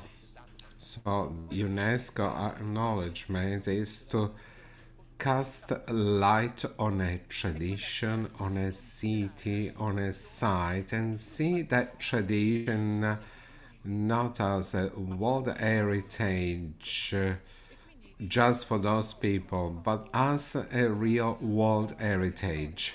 So that community, that practice becomes important and it enables world tour operators to use the brand of UNESCO as a sort of a selection brand for choosing the sites. Those who want to go abroad and sell a product, they need to go through some processes, but often these processes must be anticipated by cultural reflection. If you try to sell extra virgin olive oil in China, well, why do they need it? The only oil they know is the oil they use in cars. The function of oil in some countries is just for cars.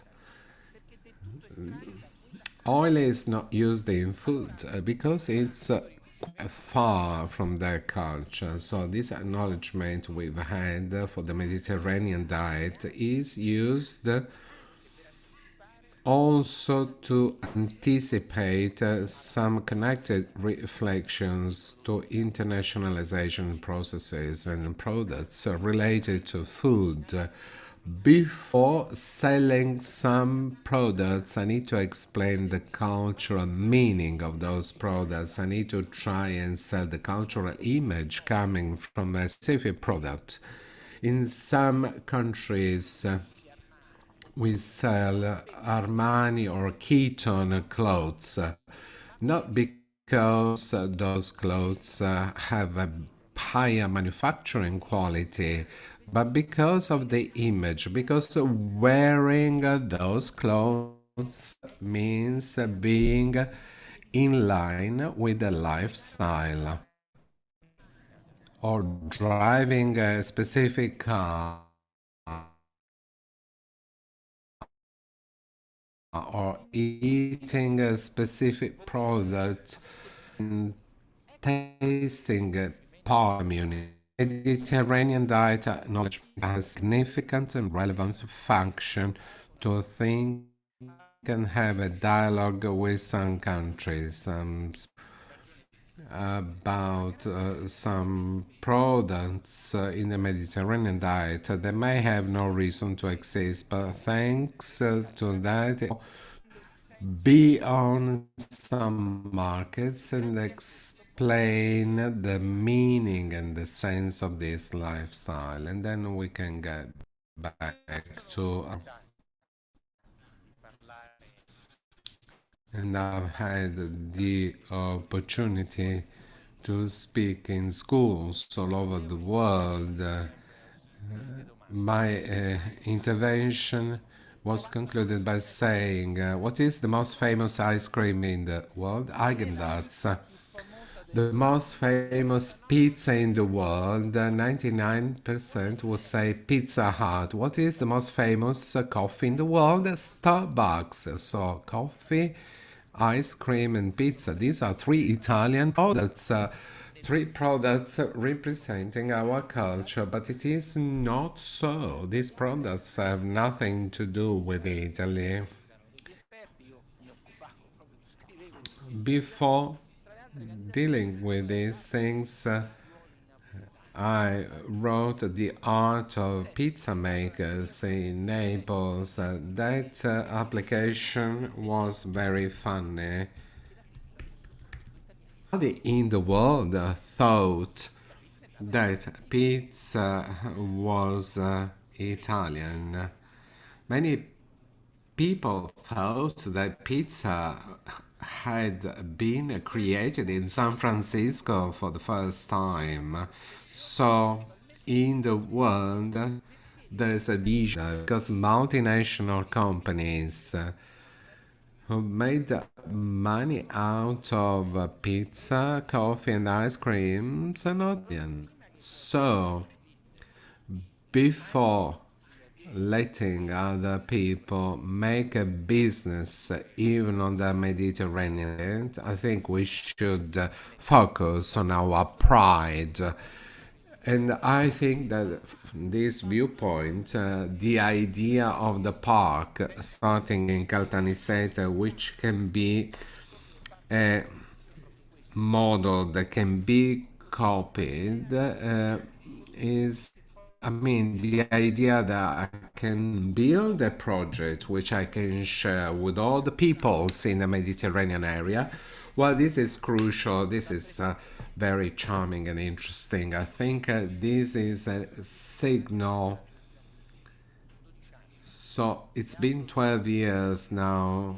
UNESCO has proved and acknowledged the Mediterranean diet, and I hope after 12 years citizens will realize that it's a treasure and that this shouldn't have the same destiny. Thank you. Due fuori classe, ce l'abbiamo qua, diciamo il centrocampo archeologico dell'Italia. Però Luigi è il professor Luigi and grazie al suo lavoro che Professor Sottile are great workers. Thanks to all of their efforts, ecco, non avremmo avuto le cose, diventava un'etichetta. we become successful. E però la convenzione dell'UNESCO del 2003 è stato, diciamo, un cambio di modello. UNESCO Convention of 2003 Un cambio di paradigma, si dice, was rimescolava le antiche partizioni accademiche con tutto il rispetto alla cultura well, revised all of the material and immaterial culture, anthropological culture work was considered as a material activity. At a certain point, this level got blended. abbiamo un patrimonio culturale. We have a strong cultural Una danza, heritage, an extraordinary i punti in cui c'è dance, a carnival, con tutto il rispetto. Quella yeah, that convention opening a door, production processes of non dico millenari, come bene historical traditional products non ci siamo were becoming mai superbi. excellencies. E però We should not be we should be proud of what we have. Yesterday night, I was perceiving, feeling your enthusiasm. 2003, 2004, 2005, they created those register of immaterial goods, which anticipated your work. I trusted you and everybody in our humble study center. We tried, we took the Sicily's map. We tried to see. Cappellino sul letto, lei è bene culturale, dice lei è un provocatore, dice lei, che ci siamo anche divertiti. Abbiamo preso per ogni We selected one product per each province.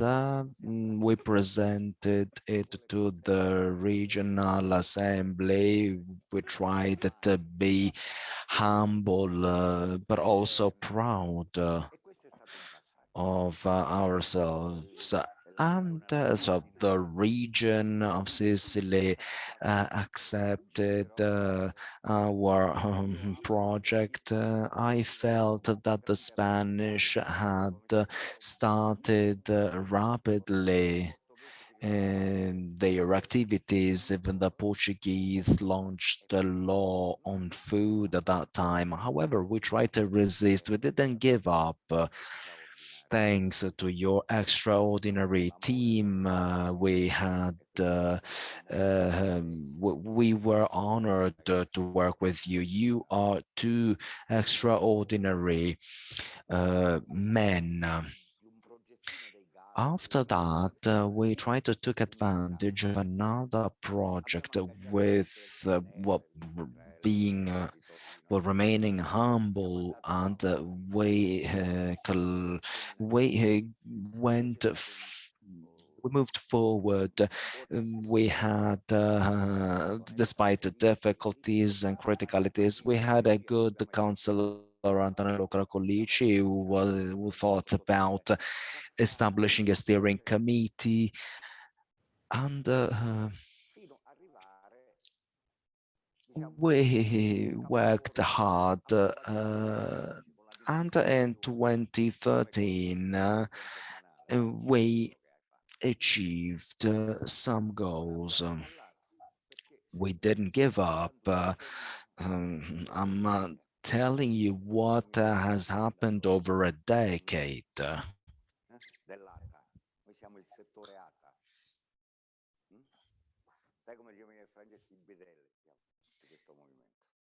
We are the pioneers of this initiative. Populistici, pulite, che sono cose del genere. Without being populist, because we try to do things with love, really. Del mondo.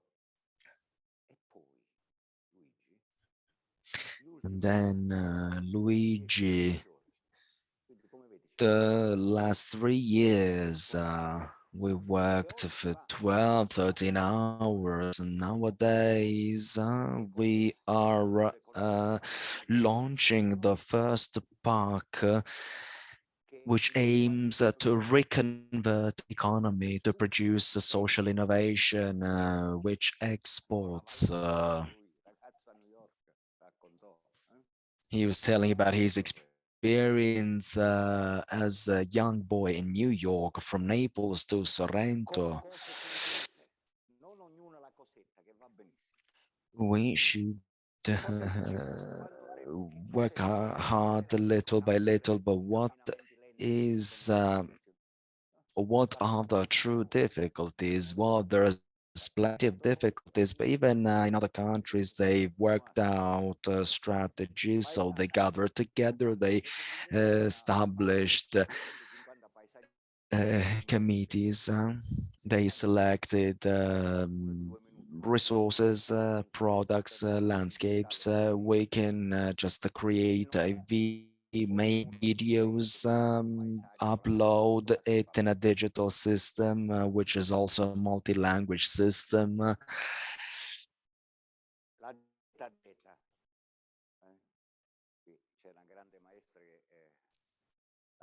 Talking about diet, Mrs. Charam has been working for years with the kids. In each municipality, we organize a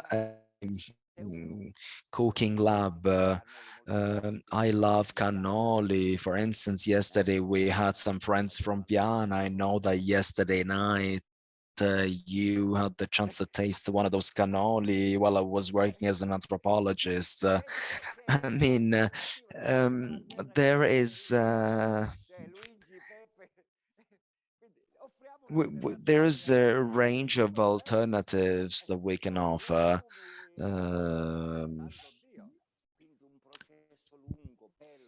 So this is a long process. I feel it as if it was a popular movement. It's a radical invite to go back outside and play.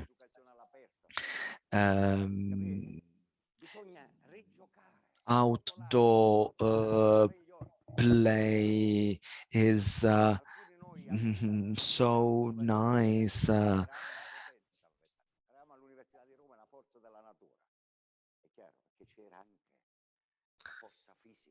We were young, we were strong in the past. we must control digitalization processes. We must be smart.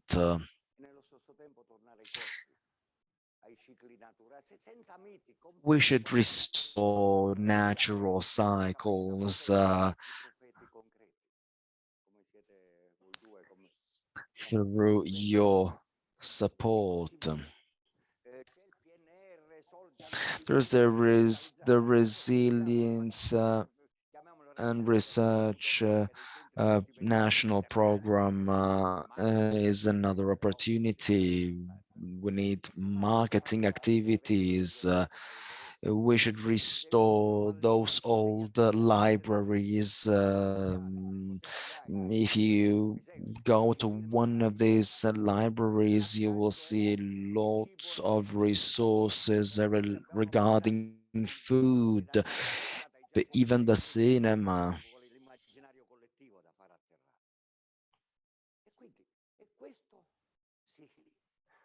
Può essere un dono che la Sicilia ha ricevuto dal vostro lavoro e che la Sicilia regala al mondo. All of this can be a gift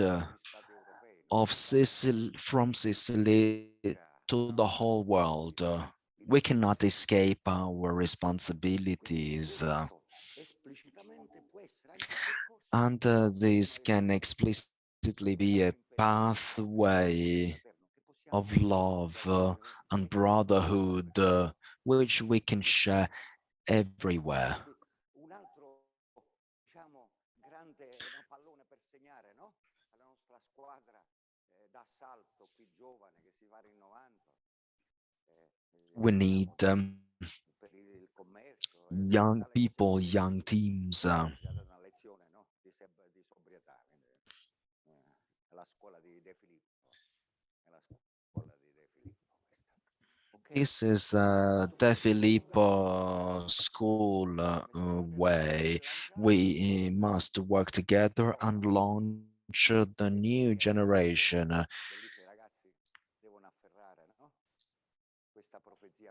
And they must be able to seize these opportunities. Thank you very much, Beppe. Sì, abbiamo un intervento, no, credo per Luigi, per il professore Petrillo. Prego. Volevo invitarlo a una riflessione. Parto dal presupposto che rinnovo la mia presentazione. Natale Giordano, mi occupo a 25 anni. I've been working for 15 years in the field of international cooperation, especially about the cultural heritage. I'm a nurse too. Regarding the topic you discussed, based on my experience,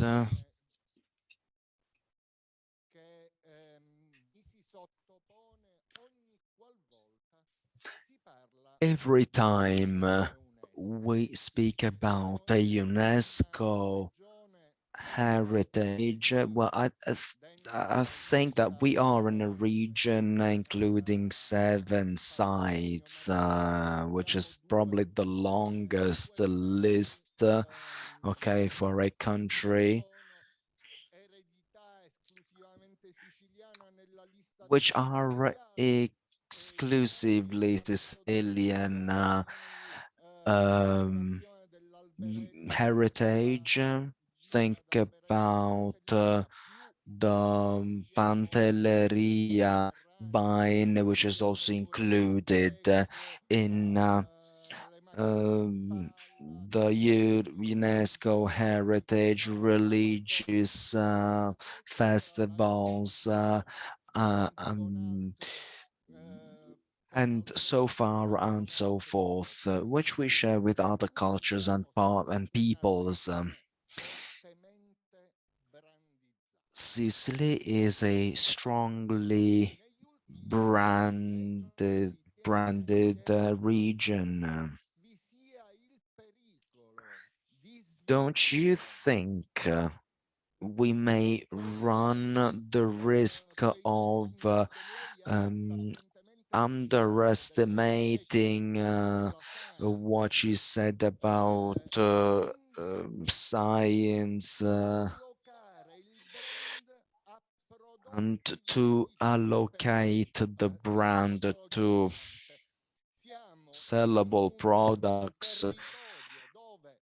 Sicily is a territory where we can become UNESCO for the role of women in conveying knowledge and spreading knowledge and other aspects. But regarding products such as tomato, things are different. So illuminate del pensiero unescano a proposito del rischio che sia solamente una produzione di reputation commercializzabile, internazionalizzabile, piuttosto di valorizzare. So, how can we promote those anthropological goods which are parts of our communities? Oggi nelle stanze unescane. Grazie.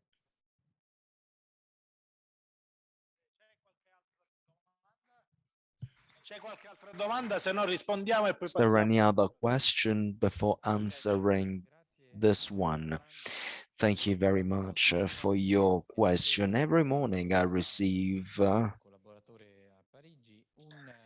from my collaborator from Paris a list of pieces of news, including the word UNESCO is sending me news speaking about UNESCO every morning at 7, around 7. And every day I find out that there is a new municipality which has a new UNESCO heritage. But if you Google this is not true. You will figure out they have just applied as candidates for UNESCO, as UNESCO candidates, but this is not true. Days ago, we read from the news that espresso coffee was one of these candidates, but this is not true. It wasn't true. They simply applied. They did a copy and paste, which is what all journalists do nowadays. When it comes to UNESCO, in order to access information, you must know English, French, sometimes Arabic. But nine times out of 10, people who post this information do not know how UNESCO works. There is an office of the Ministry of Foreign Affairs which assesses these applications and then they will be approved on a second stage. It is an ambitious acknowledgement. All of our municipalities wish to obtain this accreditation. There are Italian municipalities writing that they are UNESCO sites, and they write this on their official websites, but this is not true. This is something which involves the participation of several stakeholders. It requires a dialogue with all of the territories, and it takes a long time.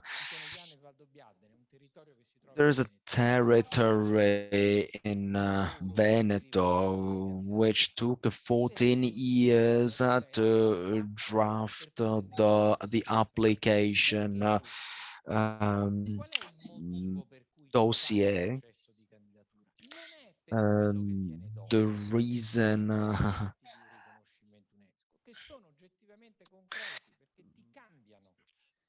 becoming a UNESCO site changes everything in the territory.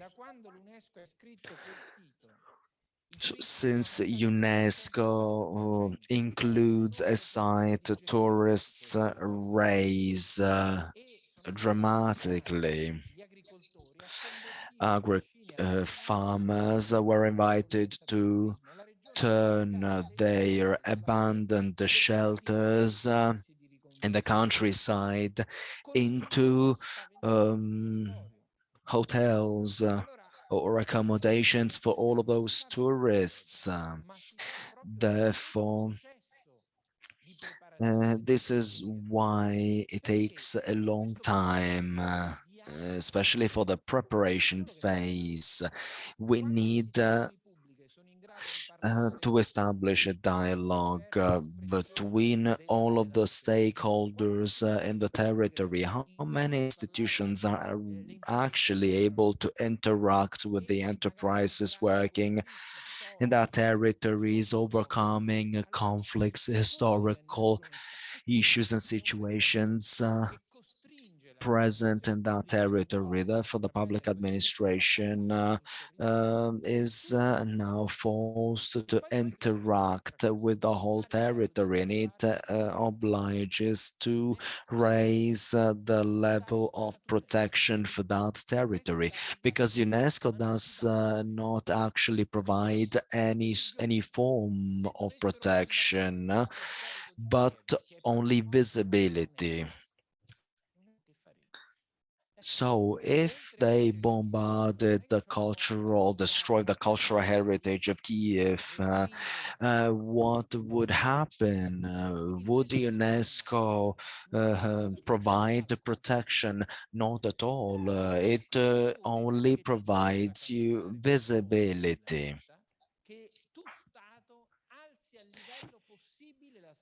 The government is in charge of raising the level of protection of Primo, non assicuri la massima tutela possibile di quella tradizione o di quel bene. Allora, l'UNESCO non è quello che viene dopo, ma è quello che viene prima, quello che viene fatto per ottenere quel riconoscimento e che what is done.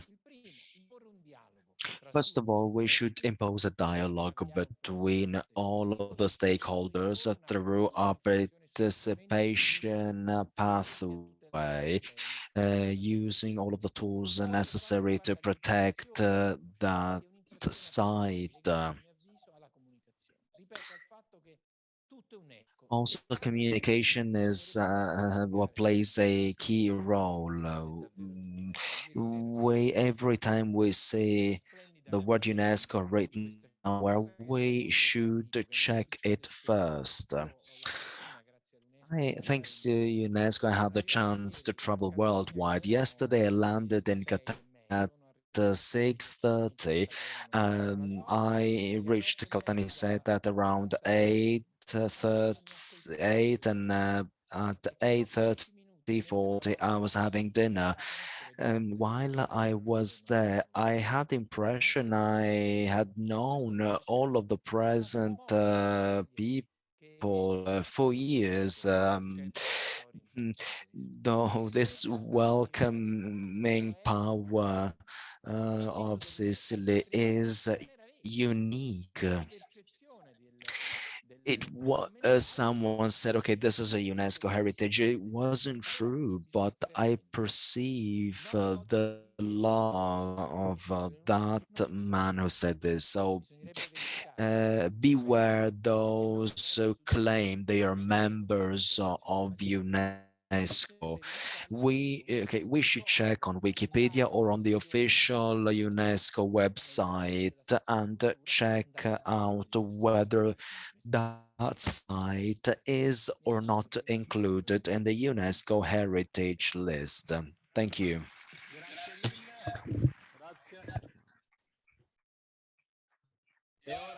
Ora affrontiamo un momento più economico. Abbiamo in linea. Now it's time to speak about economical issue. Sì, sì, sì. Prego. Mentre possiamo invitare anche a salire sul palco. I'd like to invite the other speakers to come to the floor. I'd like to convey the greetings of Mr. Di Porto, Mr. Piraino, who cannot participate in this session for other commitments. I'd like to invite the other speakers to join us on the stage. Please make your way to the stage. Professor Privitera, Mr. Cigna, Mrs. Giambrone, Giovanni Ruggeri, who's probably connected on Zoom, Mr. Provenzano as well. Let's start with Professor Provenzano. Good morning, Professor. I hope you can hear me.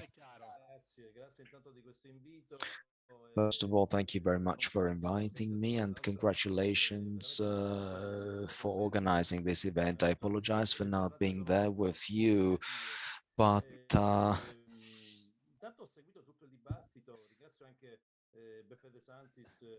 these days have been very busy for me. I've known Mr. Ruggeri for years and I can feel his enthusiasm.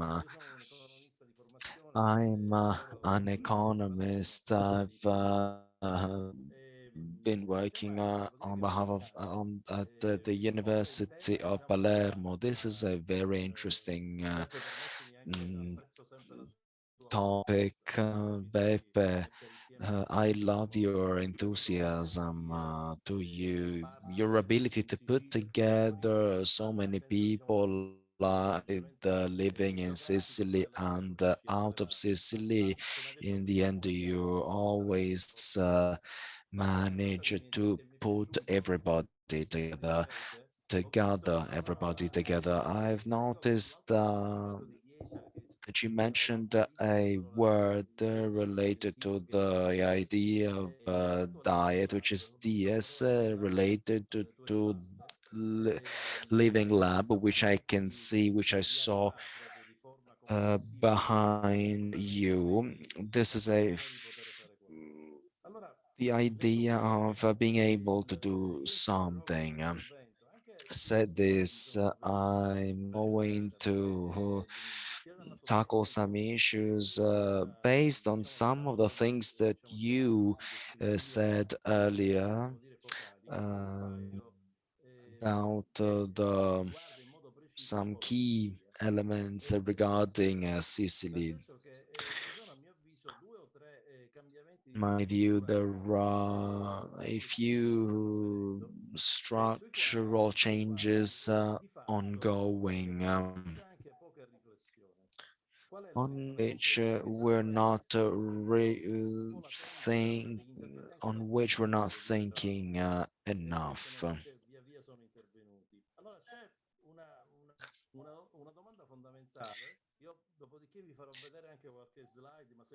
I'm going to show you some slides regarding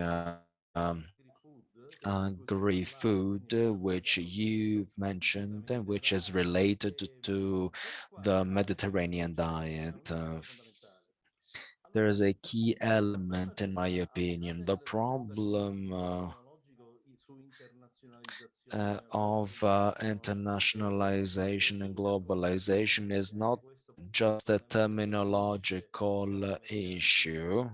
E prendo spunto da un intervento che è stato fatto proprio all'ultimo sul rischio di reputation Commercial reputation, this is a concept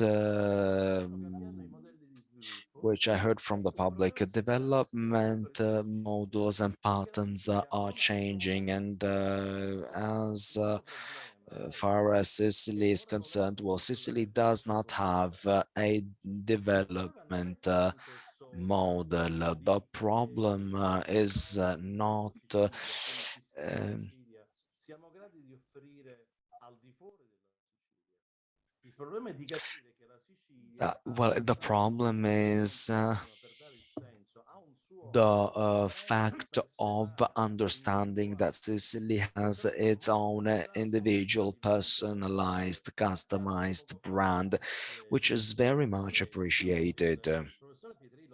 Professor Pietrillo said something crucial about the so-called immaterial values, the fact that of talking with other people yesterday night and feeling at ease means a lot.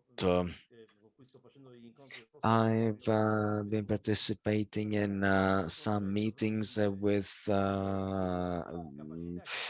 Costa d'Ivoire, with Cote d'Ivoire, Ivory Coast representatives, and everybody says we are very open-minded and welcoming, and I'm saying this because, well, Sicily has this feature which should be preserved. On the other hand, this should not become a real process. Otherwise, we may run the risk that this specific territorial competitiveness may not be used for the local needs of the region. In other words, the problem is not that of having a range of competitive products, but have products and services reflecting a territory with its own specificities and peculiarities, which cannot be found anywhere else.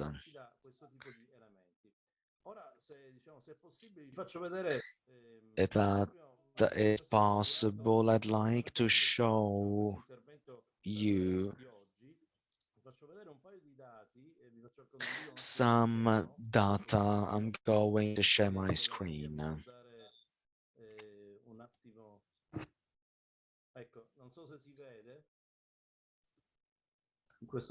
I hope you see it.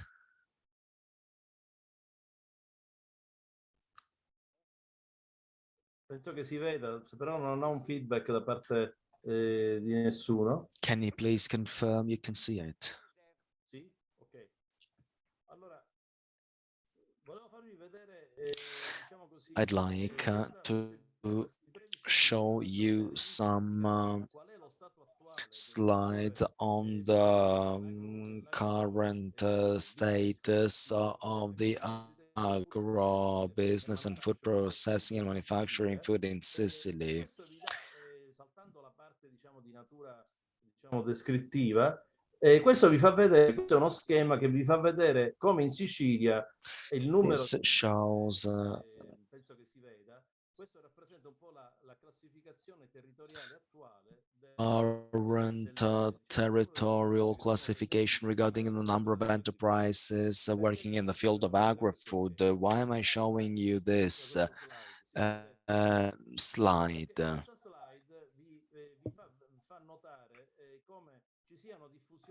This slide shows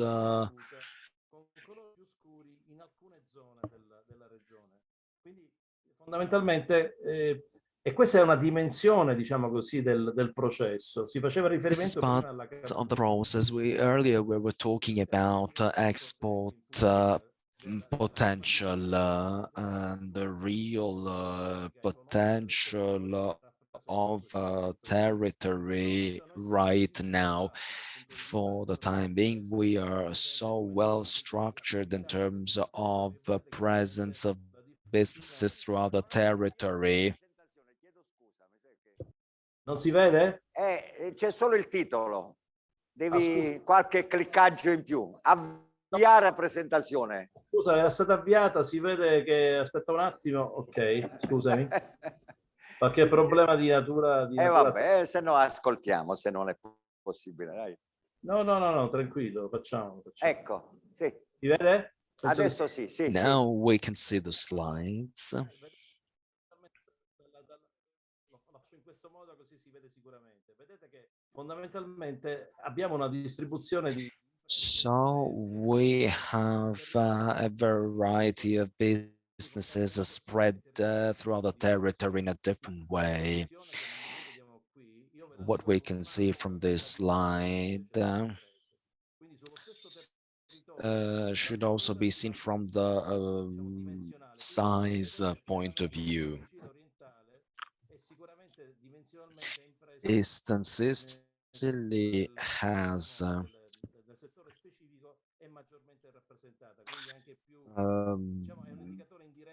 large, bigger businesses which are competitive. This slide be compared with this other one regarding where these businesses are located.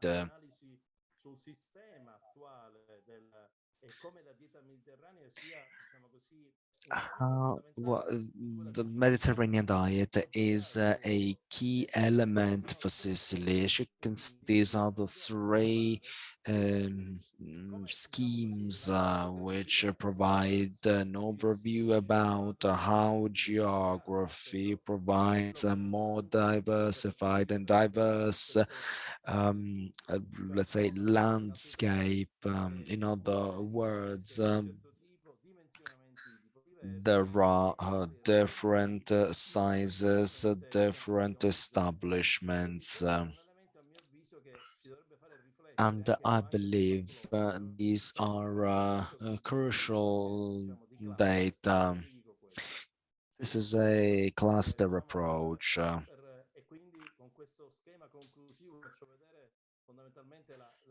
Now I'd like to show you the difference and the importance of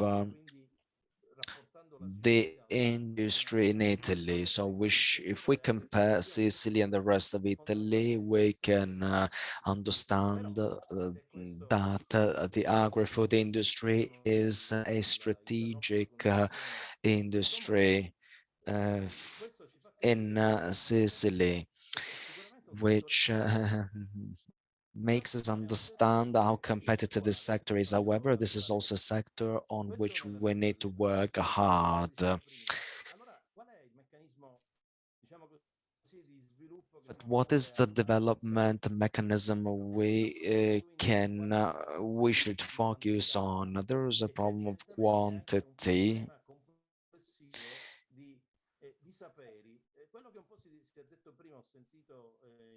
and of know-how and skills, which regards the ability of all of these enterprises. We should become living labs.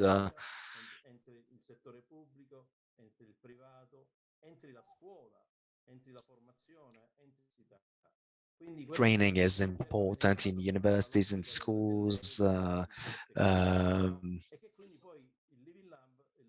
Therefore, they should all become a living lab. However, the real problem regarding Sicily is the fact that we need a different model where skills related to the promotion of immaterial goods need an overall strategic vision, which I still cannot see. I can only see some attempts for the time being. I might be pessimistic. Non sono triste e non ho neanche questa visione negativa, assolutamente. Dico però che semplicemente questa è diciamo, l'analisi, l'attacco che abbiamo fatto per un settore produttivo. We've analyzed a production system and our analysis suggests that there's still a lot to do. We must work hard either at the national and international level using two key historical moments which were mentioned yesterday. The first one is that the Mediterranean area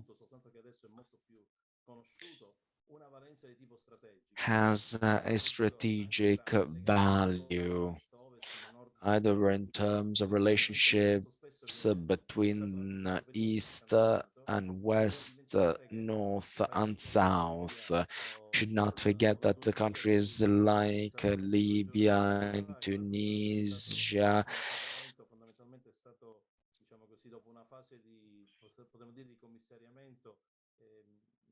sta cambiando anche lì la situazione politica, quindi in termini geopolitici noi abbiamo un'area molto we have a very fertile area, but which is also very complex.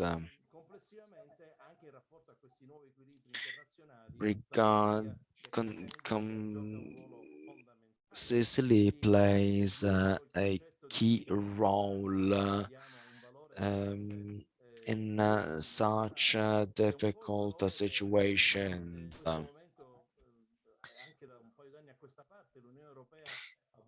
The European Union has always wanted to provide a new strategy based on the importance of food as a structural variable, which does not only mean opening a fridge, but it is about conceiving food as an element of culture, in my opinion.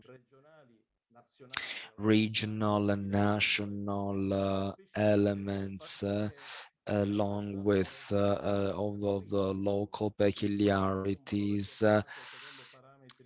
gain a different value based on also based on international criteria. I heard you speaking about the difficulties related to trades in Israel. Another important issue regarding is environmental issues, service securities, recycling water. There's plenty of issues revolving around the Israel market.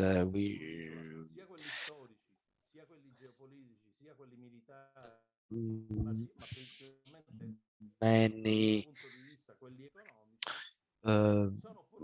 would like to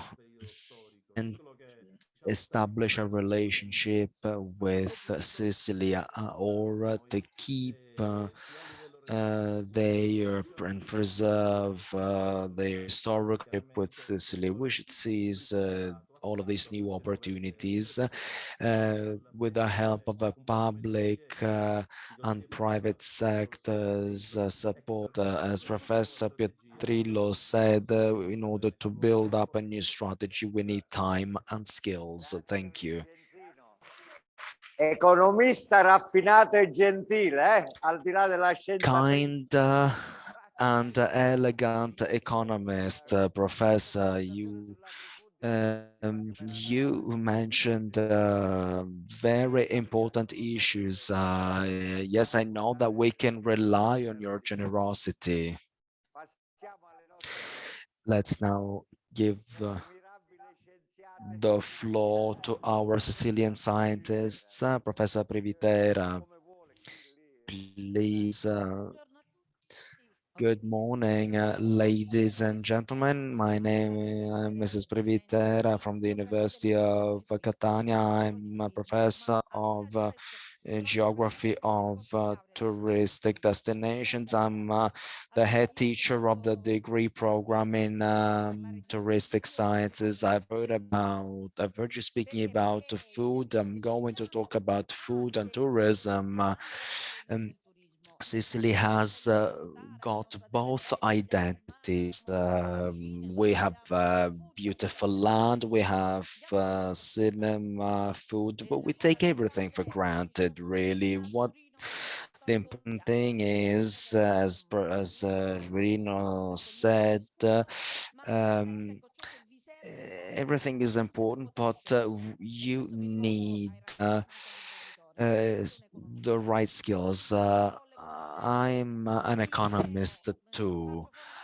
I need knowledge, skills, and once I've gained certain skills, I should specialize in some areas. Let's combine food and tourism because if I'm a food entrepreneur, I should not only sell food abroad, but I should also get in touch with someone who's able to bring tourists here in the territory. And then when the tourist comes back, he thanks to the word mouth, they will be able to spread our culture worldwide, thanks to those who have already tried our products.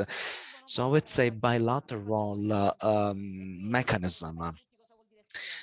Experiential tourism. Okay, I'm an enterprise. You entrepreneurs, open up your businesses, and you young people, when you go, where you stay at agri-tourism, do not just waste your time at the pool, but try to understand where you are. You see an apple in the tree, try to understand where the apple comes from, try to, well, in and then marketing is also crucial today. It is important to use social media. Mr. Pietrillo said that it takes a long time to succeed and to reach the UNESCO accreditation. I'm the head teacher of touristic sciences, the degree program in touristic sciences. I we need anthropological touristic knowledge. We need to understand all of the anthropological processes. The network between producers, consumers, tourists, intermediaries, so far and so forth is absolutely fundamental. And another key element is communication. How can we use communication? As per Mr. Petrillo was saying, everybody claim they are candidates as UNESCO sites, but this is always false. Those who try our products are able to say whether that product is good, is valid. I'm not going to expand on these issues more than that. My two colleagues are going to do that. my suggestion is you guys need to specialize, and also entrepreneurs must specialize in some sectors, which is important to survive. I read the title, Waiting for Terra Madre. Let's forget about the term wait, and we don't, we must not wait. We already have a motherland. We only need to promote it. Because this term waiting makes us think about something which needs to be built up, which is not finished yet. I'd like to thank all of those who organized this interesting event. Thank you, Antonella. Thank you very much. We will need your support for a long time. Giuseppe, please, it's your turn. You're an expert, you know the territory. Tu sai che ho letto quello studio tuo meraviglioso. Bontà tua. No, è buono, bello. Vi ringrazio per Poi l'invito. tu hai pensato sempre dal centro. Thank you for inviting me. This is the area where I was born, actually. I'd like to thank Councillor Nicolette and Giuseppe De Santis, who are the soul and the main promoters for this initiative. Here together, and Ian Giambrone, a colleague from the Regional Department for Tourism.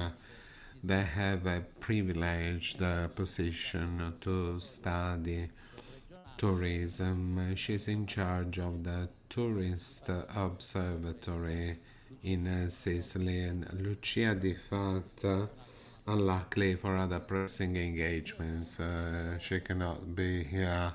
I'm a colleague and I work in the Caltanissetta area, more confined area. I've always appreciated the approach you're using and the efforts you're making to relaunch this initiative. Today's topic, with its word internationalization, describes, pictures the challenge and mission of this initiative, which is the mission of our island. It must be faced without being self-referential and without showing off our beauties. The bet is a different one, and yesterday Carlo Petrini described it properly. Is the founder of the movement Terra Madre. Competition today develops at global level. Development must be seen as sustainability. We are speaking, in fact, about a global development. The relationship between center and periphery has changed. Internationalization has segmented the territory in autonomous pieces. The limitations come from products as well as economies. The community in this framework plays a pivotal role when it can highlight the identity elements. In this framework, tourism, because it's cross-sectional, plays an important role in the economy of the community.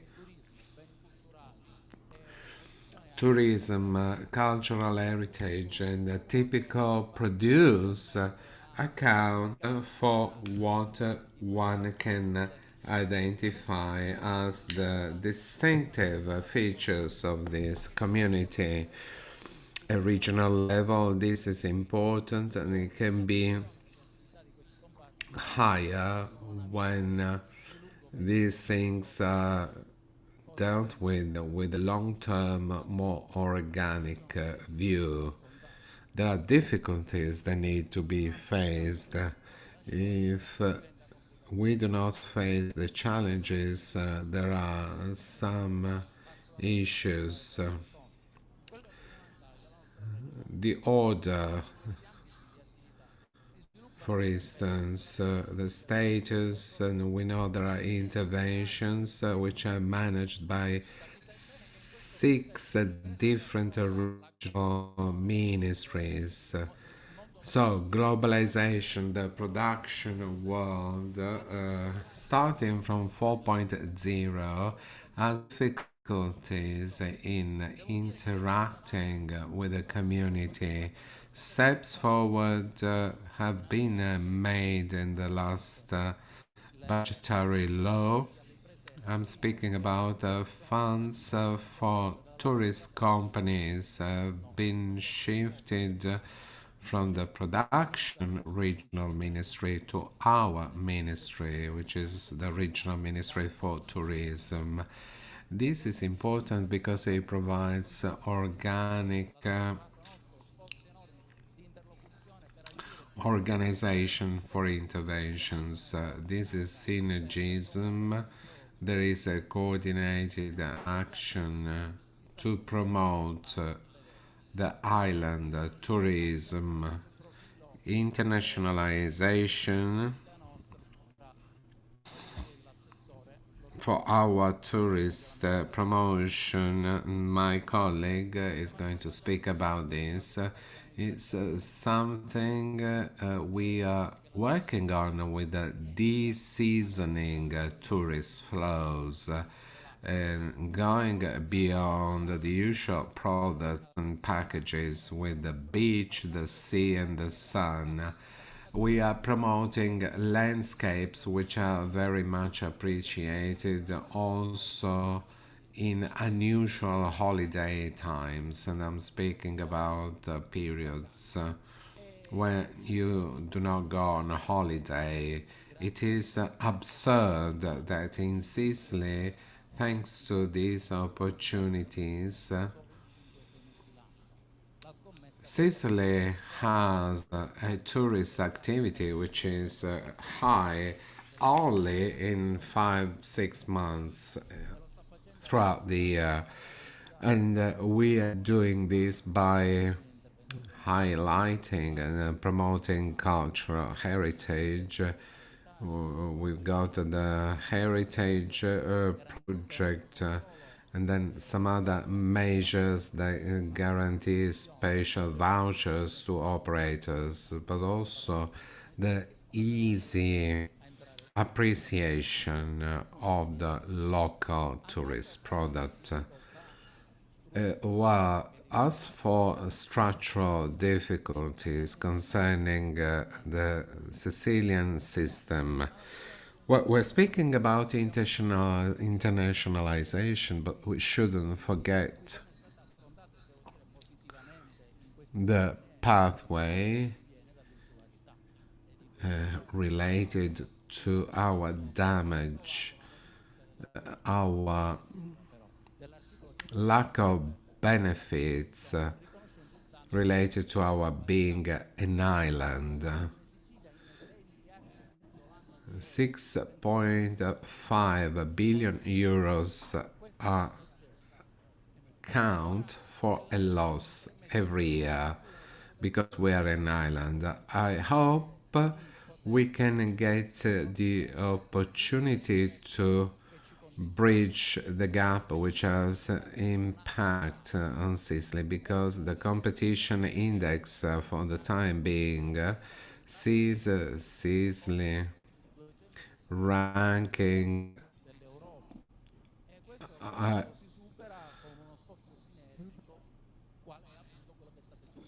207th place out of 260 ranks when it comes to competition. As for the special economic zones, we want to act on that too, and the experience of the park, which is being happily developed and created in this stage, Well, this is an enterprise, an action that needs to be supported because it gives the opportunity to rethink about the future of this island. We are at a crossroads. We should decide whether we are the springboard between the bridge between Europe and all the other countries which geographically revolve around the Mediterranean area, or we are just an extension of the African continent. The circular subsidiarity mentioned in the previous meetings should not be dispersed. It should become a civic and political commitment delivered by all actors because the future of our Sicily is related to this. And I'd like to conclude by a proposal.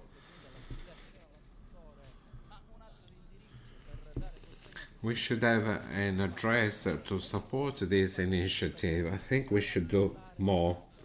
We should start thinking about our competence. We could, for instance, drop a charter of Mediterranean lifestyle, which would be something of a privilege for tourists. And it should be signed by the 106 municipalities participating. This would strengthen the union among the 106 municipalities, and this would also deliver a strong community shared marketing actions.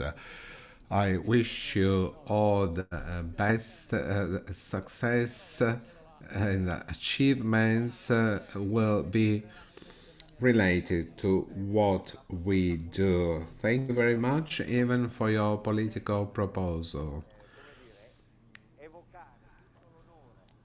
Without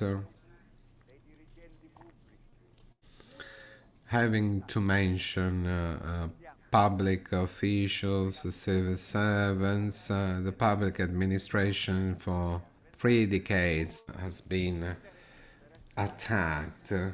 So you must resist as heroes do.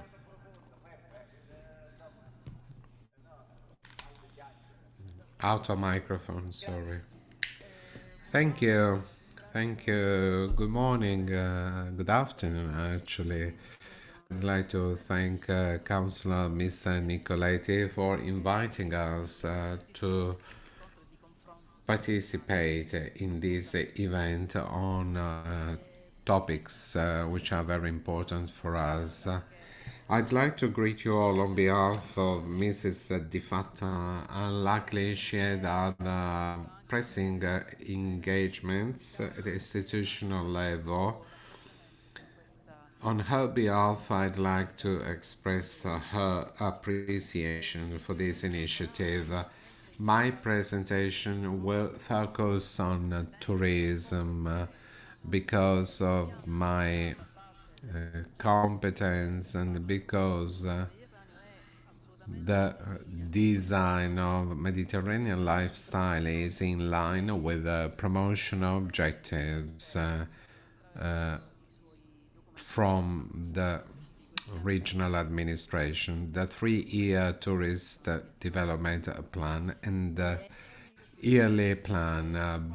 Both documents aim at promoting the community, the area, based on new forms of tourism, aiming at highlighting the potentials of the region with special care to internal areas, which are the ones which historically are less visited by traditional tourists and which, however, enjoy landscape cultural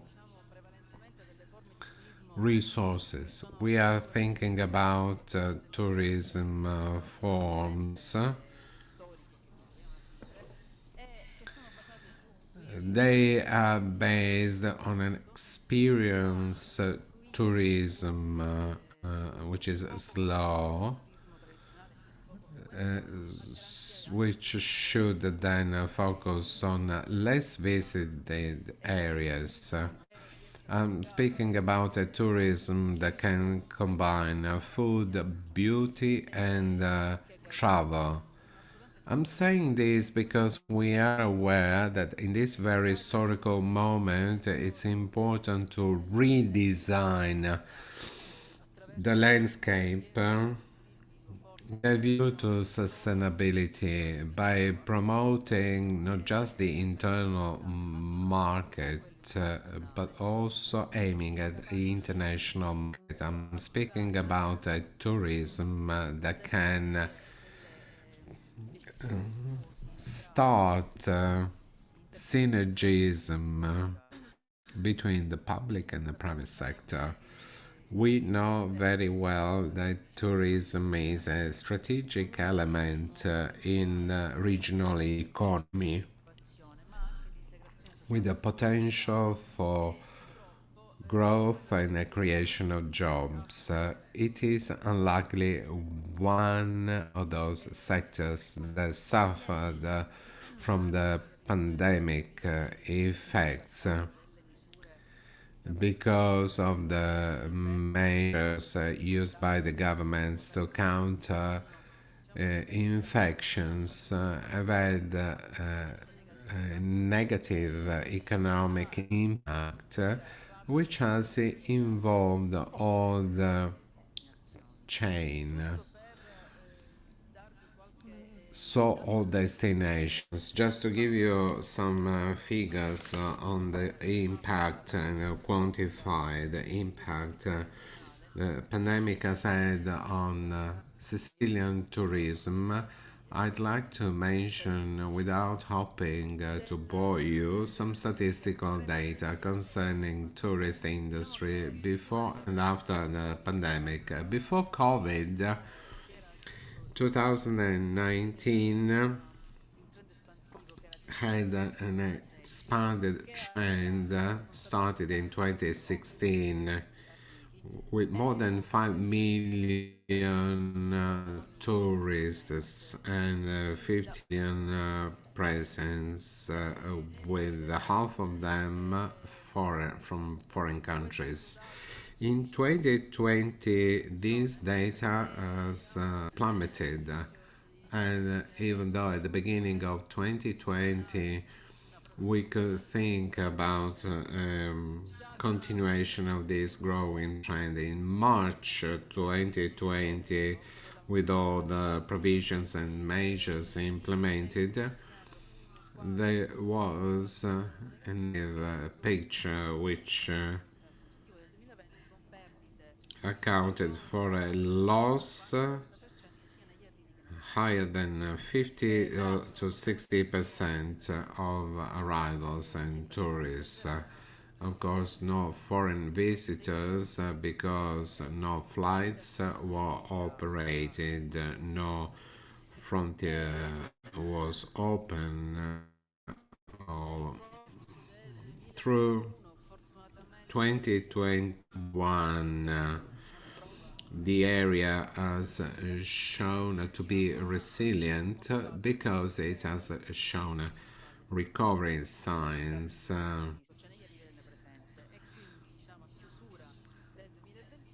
At the end of 2021, we detected encouraging data with an increase of about 40% in arrivals and 45% in the presence of tourists.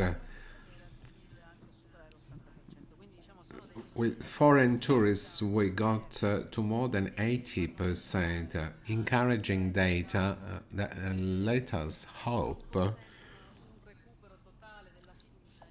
even though there is not a full optimism. 2022 is the key year to go back to pre-pandemic levels we know there are new uncertainties connected to the geopolitical reasons and causes because of the Russia-Ukraine war. This is going to have a negative impact on the regional tourist industry because on the one hand it's going to shrink the demand from the Russian market, which together with the American market have a lot of buying power. The Euro-Mediterranean area as a tourist destination will be limited.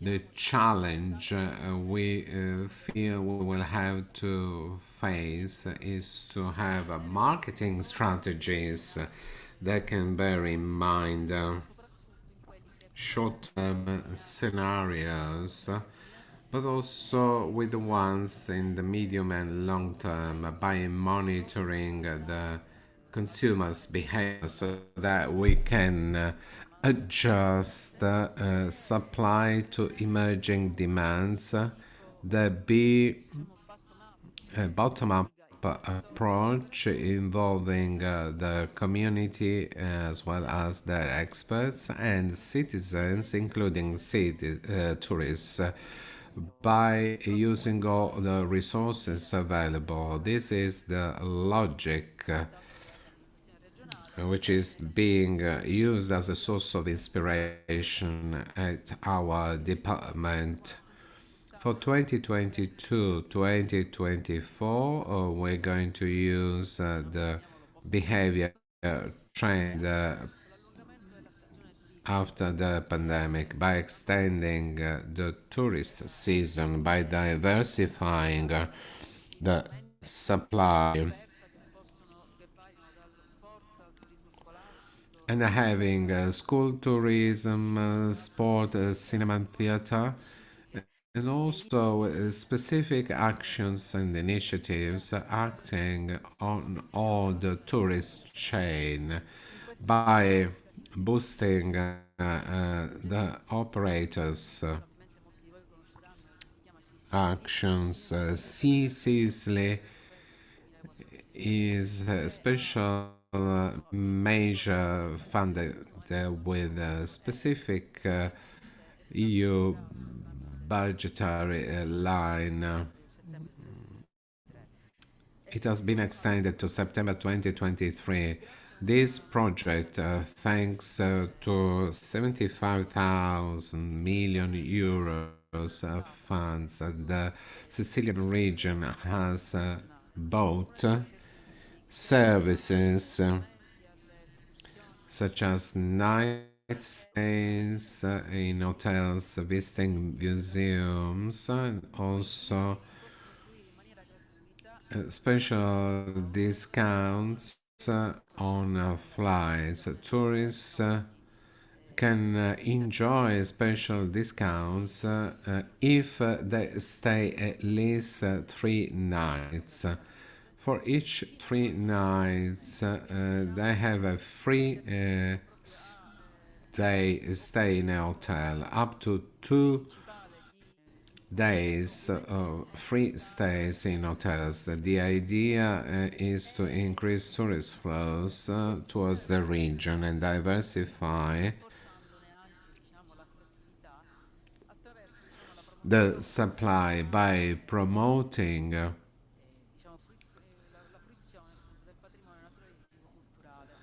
the enjoyment of natural landscape. There is an interdepartmental agreement with the Department of Cultural Heritage in Sicily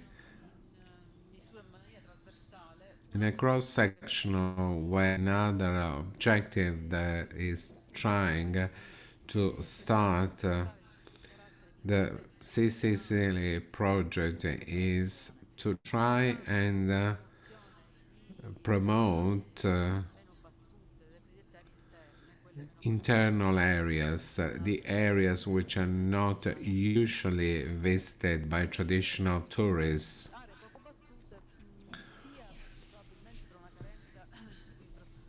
these areas maybe are not visited because of the lack of infrastructures, but also because there is not a mature tourist demand.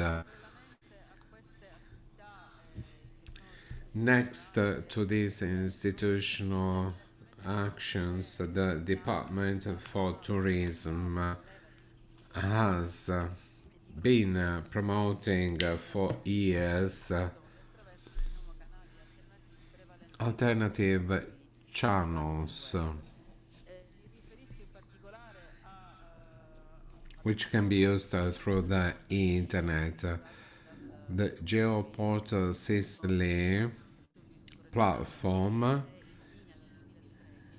is on the internet since 2013. It's a way of highlighting the benefits of destinations.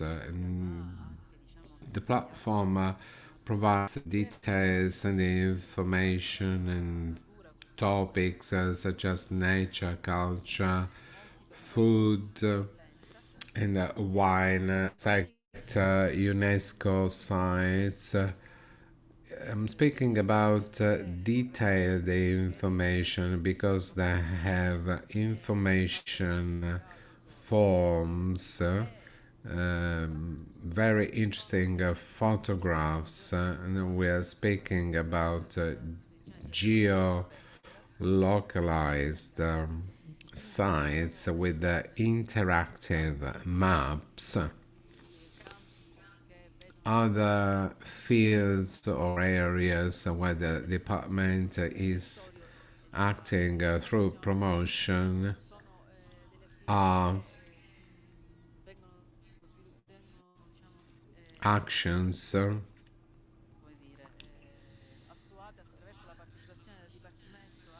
taken with the participation of the department in international cooperation projects. EU area, Sicily is a partner of that, and for Pillar 4 of Sustainable Tourism, High Heritage project mentioned by my colleague Mr. Cigna, where we are the beneficiaries. All these activities are subject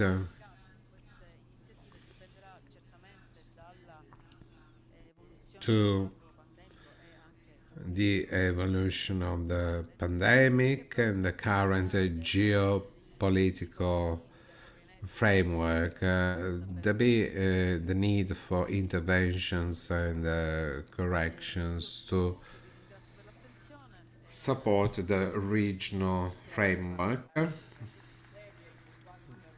Thank you.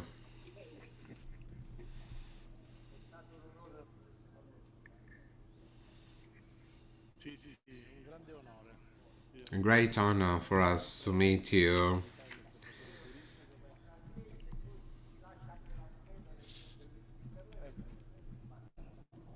Oltre a poterlo vedere video registrato, però proprio chiedevo poc'anzi anche questa scheda, diciamo così, direttamente dalla regione. Io so di risorgimento dell'apparato,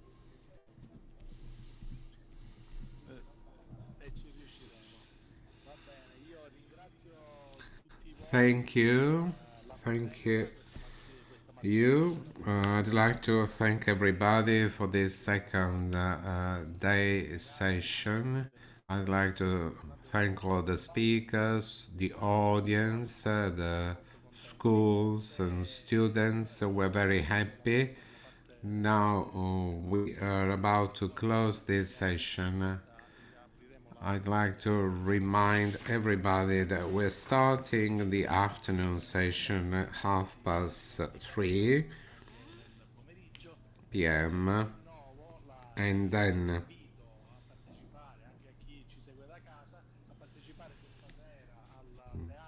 tonight at the Regina Margherita Theatre at 9:30 p.m. there be a performance of the puppet, anti-mafia puppet performance. There be a contemporary performance with the puppets on the story of judges Giovanni Falcone and Paolo Borsellino. It's now going to be the traditional puppets performance.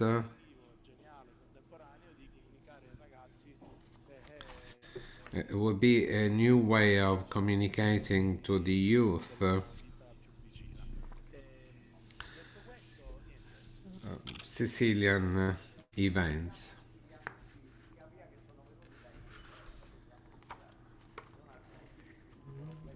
There are greetings for everybody. We do not want to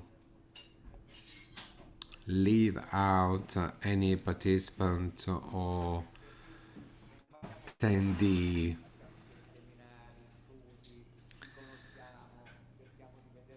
There are so many things going on. We have presentations, seminars. This is the community of the Mediterranean lifestyle. I'm sorry, one of the speakers is not using the microphone and we cannot hear.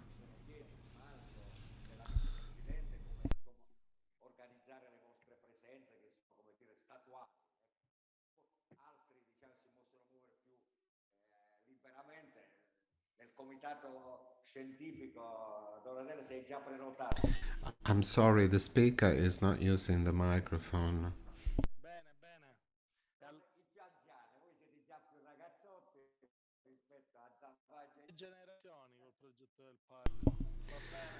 This project is going to bridge generations and create a sound community.